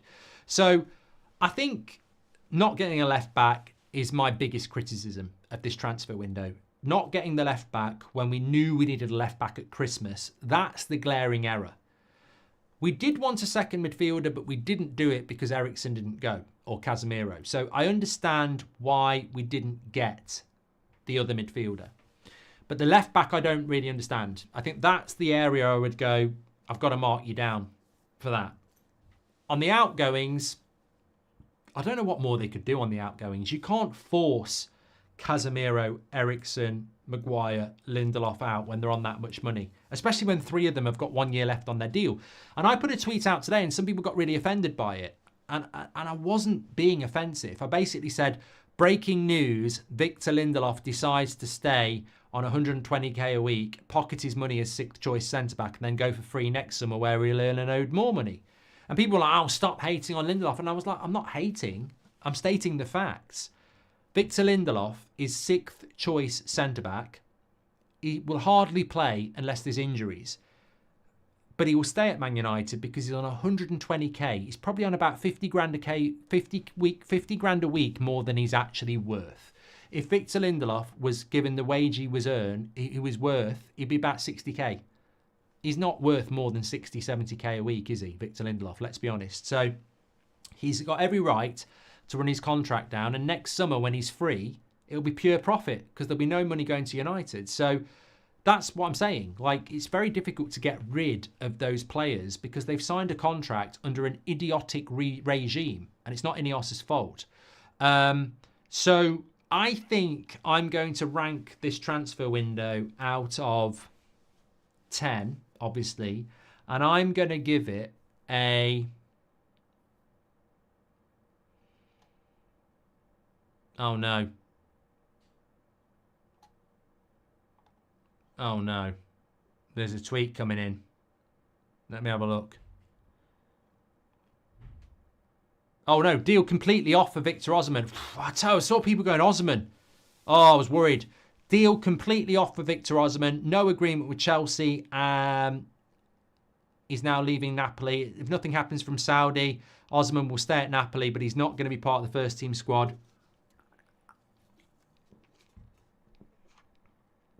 Relationship completely broken. Wow, that's the tightrope you walk, isn't it? Osimhen off.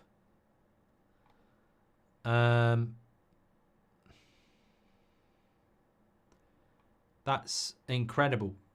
I mean, it's good. It's good. It's good for the rest of the Premier League because I think with a player like that, they'd be a very, very big danger. But deal off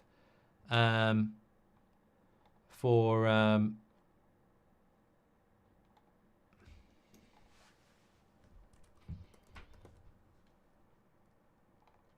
Osimhen. Will Amas, just let me catch up on some of these chats and then I'm going to give you my score. Will Amas get any games this season, says Ben. I hope so. United had the best window in the Premier League. Backroom staff, first team players, young players. Yes, there is room for improvement, but it's a start, says Grizzly. We've saved over $1 million a week on wages. It's got to be 7.5, says Stewart. Can we finally say we have a squad made up of the current manager's players? Not a lot of leftovers anymore, says Tony. Jem says, I just told my lad that we signed Palmer as a surprise signing. He lost his marbles and excitement. Soon realised I was joking. Now I'm on the doghouse. You will be, James. That's very, very naughty. And Mark, which Prem club do you think had a better window? Says Yasha. I think West Ham have had a good window, to be fair, for them. I think Villa did okay as well. Chelsea's is chaotic again, in my mind. Some of it's good and some of it doesn't make any sense. And I think United's is a good window, but obviously I'm going to get accused of being biased there. Which Premier League club do you think had a better window? That was from Yasha. Dano's gifted a membership. Do you think there is a clause Sancho can't play against United? Yes. If he's on loan, he won't play against United, Pablo. Some good signings, some decent outgoings as well. 7 out of 10, says Fuge. Incomings, 8 out of 10. Outgoings, 5 out of 10, says Alessandro. The window is 8 incomings, says Anthony, and 5 outgoings, which is 6.5. Hopefully, with all of the young talent they've signed, we'll look back at this window in a few years as an 8 or higher, says Joshua. Thank you very much. Okay, sorry, there was one more here as well. 7 out of 10 says Double D. Should have dealt with left back. It's a process, so everything's going to happen straight away. Ricky also knows that Lindelof has the lowest conceded goals per match of all centre-backs, but no one cares, says Tom.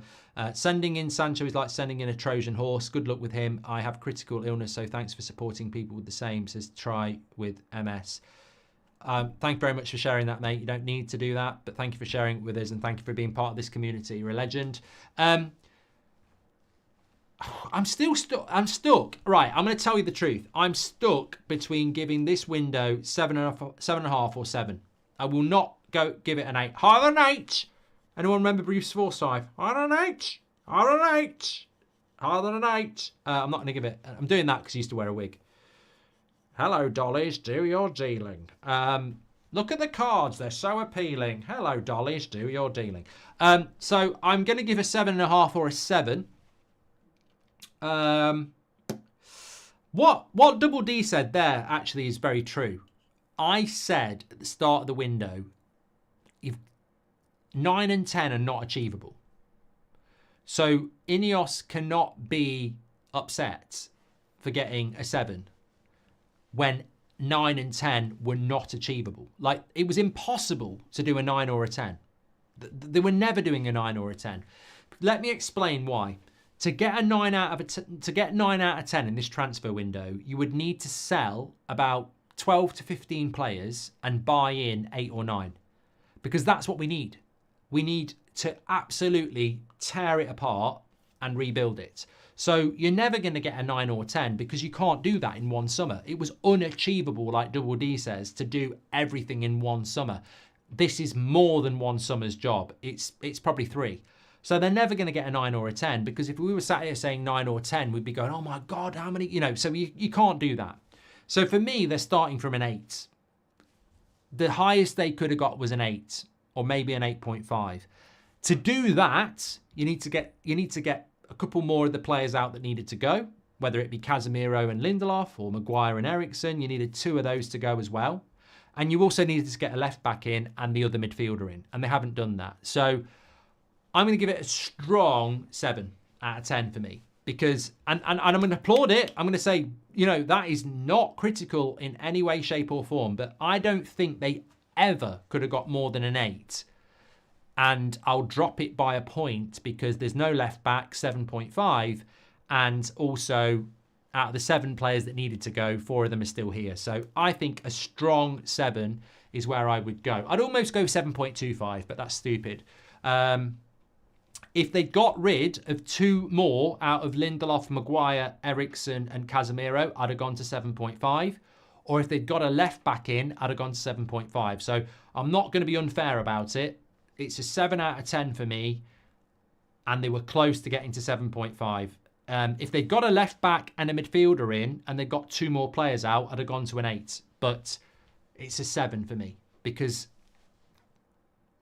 8.5 was impossible. 8 would have been perfect, and they needed a left back, a midfielder, and 2 more players out, and that's what they would have done. So it's a 7 for me. And I'm not going to mark them down for Sancho going to Chelsea. I could do, but I'm not going to because I think we've just got to trust them on that. I think it's a massive risk sending him to a rival, but they know what's going on behind the scenes. And honestly, having worked with the United stand, but, having worked in many different jobs in my life, you don't know what's going on behind closed doors. Of course, there's always two sides to the story, but somebody leaves and everyone goes, whoa, what's that all about? You look an idiot. And then you're there going, I couldn't give a shit.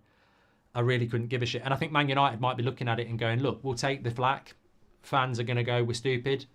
We're stupid for letting him go for a rival, but I tell you what, they might wake up tomorrow with the biggest smile on their face going, let everybody else think we're stupid, we're ecstatic. We've just got rid of a massive problem for another season, and he's probably never coming back. So I'm going to trust them on that. I am going to trust them on that. 95 million net spend is progress, as Laura, I think net spend, I've sort of given up on it, Laura, without being rude, because that we used to do that. We used to say signings minus sales, but it doesn't work like that in football. It never did. It doesn't work like that in football because, Euro's 52 million will be spread out over a number of years. Sancho's 25 doesn't come in until next year, and we don't know whether it comes in. There are just so many different ifs, buts, and maybes. I think you've got to look at the window in a more rounded way now, and just, as I say, it's a 7 out of 10 for me. Some people are saying an 8. Not many. Most people are saying 7 or 6 6.5 or 7.5. And I think somewhere around that is absolutely fine. I've got no issue with that at all. I think it's been. I'll tell you what it has been though. It's been one of those where when it gets to the last day of the window, I will not miss it. I enjoy it, but I will not miss it because it has been a long summer. And you think back to the start of this summer, we didn't have a director of football. We didn't even know the manager was going to be the manager until the end of, the middle of June or the start of June. So it just feels like a massively long summer. And I'm glad it's over. There's a lot more that we could have done. That there is no doubt. But I think 7. I nearly went 7.5. I'm not going to lie. But please do subscribe to the channel, by the way. We've still got a few minutes left. I predicted that we weren't going to do anything incoming other than Ugarte, and I think that's been proven, hasn't it? But we could well have done something around what's it as well, couldn't we? The Sancho deal getting done could have fallen apart. It really could have done. So yeah, that's where we are with that. Let me just close that down. I'm just having a quick look here just to make sure that we've got nothing else going on. Oh, reminder tomorrow. I don't think I'm doing the show at 10 o'clock. I think it's a 9 o'clock show tomorrow.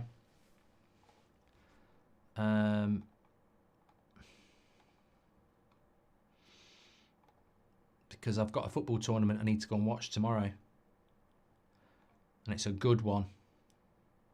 So I don't think I'll be on at that. Let's have a quick look around here.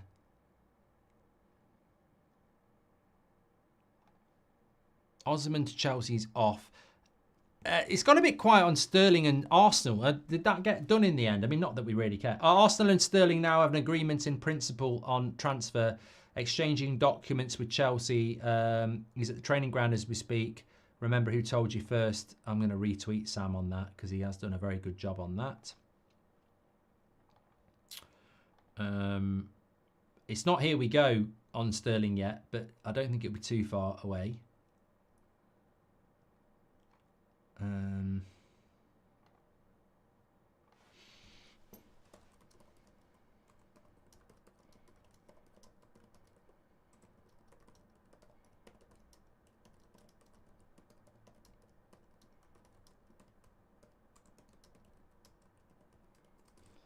Right, let me come back to your chat. Sorry about that. I was pissing about too much. Sterling's not coming to Man United. No, I know that. I think he's going to Arsenal. That's what I was talking about. Just in general, I think the transfer window's been very dead. Sterling's not coming, says Ryle. New member, 7.5 for me with the waste of Sancho gone, says Damien. Thanks to United Stand team. Great show, says Alan Noonan. I'd prefer a best-in-class left-back, says Grizzly. And I don't see how they could have done much better with the hand they were dealt. Sancho, sour apple. Again, delicate official. I don't. That's what I mean. I think it's a strong 7 out of 10, and I think 8 out of 10 would have been perfect. So I think they've done a good job. I think they have done a good job. Sancho's the risk. Sancho is the risk. But they've got Greenwood's gone as well. Don't forget about that. That was a difficult thing, and it was a difficult decision. Ruben's gifted 5 memberships. You're a legend, Ruben. Time to focus on the football now, says John. Yeah, I just want to give a big signpost to that. I'm ready for that. Like, we've got Liverpool on Sunday. I've got a video coming out on Ugarte tomorrow talking about what he's going to bring. Yes, transfers will still be spoken about every now and again because you're looking at January, you're looking at all sorts of stuff, of course. But can't wait to just get the teeth into football chat now. You know, who should be playing, you know, loads of you have mentioned Onana over the last couple of weeks, and we've sort of just left it because of the transfer window. But there is. I've watched Onana these first 2 games, and I'm very much behind Onana, and I know we can get the best out of him. But the first 2 games, there's not a massive improvement on like the issues of last season. You know, rooted to your line, booting it out of play a bit. So there are some areas that we can really get our teeth into over the next few months now, which I'm very excited to do. It's the hardcore football time, isn't it? $95 million net spend is progress. Thank you very much. Barnsley says, I've just subscribed, but I've been watching since 400k. If a bid of 60 million came in for Rashford now, would you do it? We spoke about this earlier, Barney. I would do it. Because I think in this market, £60 million for a homegrown player would be absolutely incredible. But look, Rashford's not going to go anywhere. He's had a bad start to the season. I feel if Rashford scores a goal, it would just change a lot of things. And he will surely score. I mean, people forget he scored a very good goal in the Manchester derby at the Etihad last year. He's capable of doing it. He has to be an important part of this squad. Look, I know some people just really don't like Rashford and they think he's finished. And maybe that's justifiable that he's not as good as he used to be. I don't understand why he wouldn't be. I don't understand why he'd be slow. I don't understand why he'd lose pace. I just completely agree with that. But, his offside record is abysmal. It's embarrassing for a professional footballer to be offside that much. It's embarrassing. It's the sort of thing Ronaldo was doing at the end of his career because he felt he was slow. So he was always offside because he was trying to get ahead of other people. Rashford should not be doing that at that time. Transfer window is just closed, by the way. 11 o'clock. It has just closed. Thank you, everybody, for that. But just let me just finish the Rashford thing. So, yeah, look, obviously the criticism is justified because, he's not where he needs to be. But what I never understand about the Rashford criticism is that he is a player that is part of our roster. Now, whether he should be starting, I think that irritates people. But if Garnacho started on the left and Ahmad started on the right, which is what I would do, and they have a bad game or they're tired, and you bring Anthony on the right and Rashford on the left, I don't understand the negativity there. Because if Ahmad and Garnacho have given everything and they come off because they're tired, and Rashford and Anthony come on, I want them to do well. I want them to be challenging Garnacho and Ahmad. I just think it's the way Ten Hag's doing it at the moment. For me, Garnacho will be on the bench against Liverpool because Ten Hag will make that decision. And it makes no sense because Rashford was poor against Brighton. And that's where Ten Hag's getting it wrong. Because if Garnacho's on the left and Ahmad's on the right, and Garnacho needs to come off, which he will do after about 80, 70, 60 minutes, and Rashford comes on, I want Rashford to do well. The same with Anthony on the right. This is our squad. So this is the squad we go with, and I want everybody to do well. It's just at the moment, it's favouritism, isn't it? It's the favouritism that irritates because, and that's not on the player either. That's not Rashford. Unless there's some weird thing in his contract that he has to start, which I very much doubt there is. Ten Hag made a lot of silly mistakes last week, and he needs to stop making them. The club have backed him. They've just got rid of Jadon Sancho to a rival to back him. So it's time. It's time. Definitely. And the cynic says the negativity is not about coming on, it's the fact he starts and does sweet FA. Anana did come out and Mane a punch, says bottle, make a punch, I think you mean, bottle fed. Mr. Blue Sky says, almost there, Mark. Very grateful for the relentless effort that you and the whole team at United Stand have given us. About a year now, daily fix. I can safely say that I feel part of the community. Well, you are part of the community, mate. It's like, we've been live since 2 o'clock. It's been an incredible effort and by everybody getting involved. I'm happy with this window for the first time, says Fez, and I think that's the key. Even last summer, I only gave it a 6, and I was very happy with Rasmus coming in, but I didn't rate the amount of sales that we did, and I don't think we did enough. Amrabat was the final day. Mount was a bit confusing, and Onana, I did feel that we should have kept De Gea for another year, and the outgoings were crap, so I gave it a 6. I wasn't particularly impressed with the window last year. I think Fez is right. To come out of this window and feel happy with it, I think is a good thing. Mark, challenging question. You said a big red flag about signing Sterling was the number of clubs he's been with. Same number as De Ligt. So is De Ligt a red flag considering he's 5 years younger, says Matt? No. No, because the big red flag with Sterling is that he's played for Liverpool and Man City. And they're massive rivals of Manchester United. So that was the big red flag. And the fact that he's 29 was a big red flag as well. De Ligt has never played in the Premier League again before. De Ligt was captaining Ajax at 19. He then moved for big money to Juventus, where he did well. And then he moved from big money to Bayern Munich, where he did well. But for some strange reason, Bayern Munich wanted to sell him. And then we bought him. And now that we've bought him, many Bayern Munich fans and legends like Lothar Matthäus are saying, why did they sell him? So I think it's completely different. Fair point, Matt, but hopefully that answers it. Decent window, says Dildo. What a relief getting rid of Sancho. Eric Ten Hag all the way in. He has no excuse now. We have to be competitive. We've got a much stronger than we were last year. We were well, this is the next thing I wanted to... I mean, I was meant to finish at 11, but I'll go on for a few more minutes just to say this. If you want to get off, get off. I'm back at 9 o'clock tomorrow, not 10 o'clock. So make sure you're back for the 9 o'clock show tomorrow. But I do want to just say this. Now that the window is closed, Mr. Blue Sky, thanks very much for your super chat, by the way. Archie, welcome to Members Club. I do just want to say this. Now that the window is closed, we've all given it our mark out of 10. I've given it a 7. But with this team, forget injuries. Everyone's going to get injuries as long as we don't get an injury crisis. With this squad and what we know we've got, what... Is it realistic that we're going to get top 4, or is it unrealistic that we're going to get top 4? Is it realistic that we're going to win the Europa League, or is it unrealistic that we're going to win the Europa League? What are your expectations now this window is done? Because it's very easy to say before a ball's been kicked, obviously I don't know what's going to happen. And it's very easy to say before the window's closed, well, obviously I don't know who's going to be here and who's going to get sold. 3 games in on Sunday, window closed 5 minutes ago. What do you think is realistic? Not what do you think is going to happen, but at the end of the season, if we finish 5th, is that reason for you to say, oh, this manager's not good enough? Or is that about right? Because the way I look at it is, I think we've got to go for top 4 and the Europa League, like Gur says. But if we get to the final of the Europa League and we lose, it's a cup competition. I'm not going to cry about it. That can happen in a final.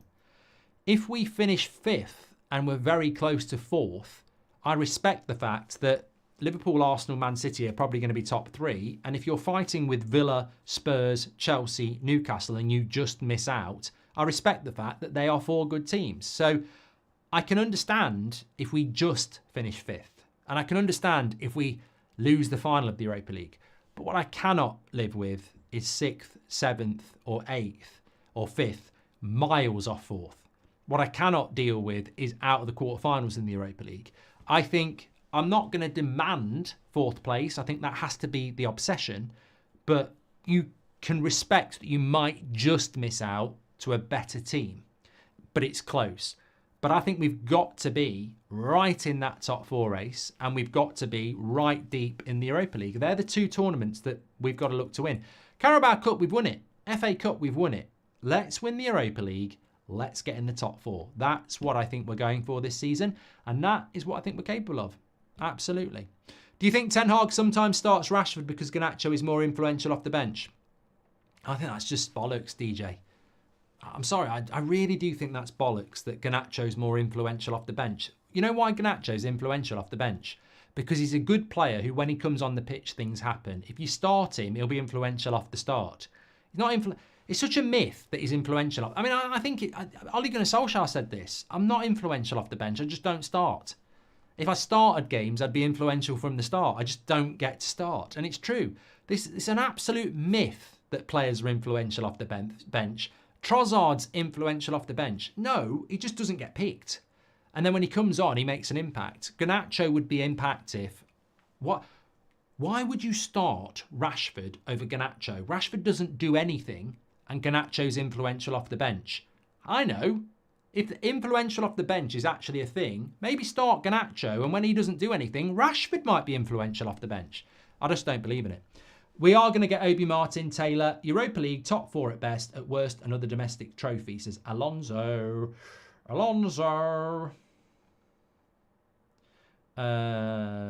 Max, welcome to the Members Club. Do you think we'll sign a left back in January? I don't know, Hoyland. I don't know. I actually don't think we will buy a left back in January, by the way. Why would we buy a left back halfway through the season when it's difficult to buy a left back, and we haven't bothered in the summer when it's got more time? I don't know. 27,000 watching to the end. Absolute legends. Thank you very much for this stream today. Make sure the real hardcore will be back at 9 a.m. tomorrow. Let's see how many we get with us tomorrow morning, because that's when we're next live. I will see you at 9 o'clock tomorrow. Don't forget, you can order the new book there next to me. But more importantly, actually, our Super 6 League this weekend, free to play, 6 games, Pick your score for the 6 games. There's £1 million to be won in the general game. It's free to play, but join the United Stand League, UTD-S6. 6 Premier League scores, predict them. We've got our own league, weekly winner, £100 voucher, classic shirts, classic shirts, but also bragging rights. Can you beat me? Give it a go. Links in the description or scan the QR code. I will see you at 9 a.m. tomorrow. I'm off now to have another beer and watch a film. And I'm sure I will be absolutely fresh as a daisy tomorrow morning. But well done, everybody. It's been emotional. It's been up and down. It's another transfer window closed. Thank God. Take care. Speak to you all in a bit.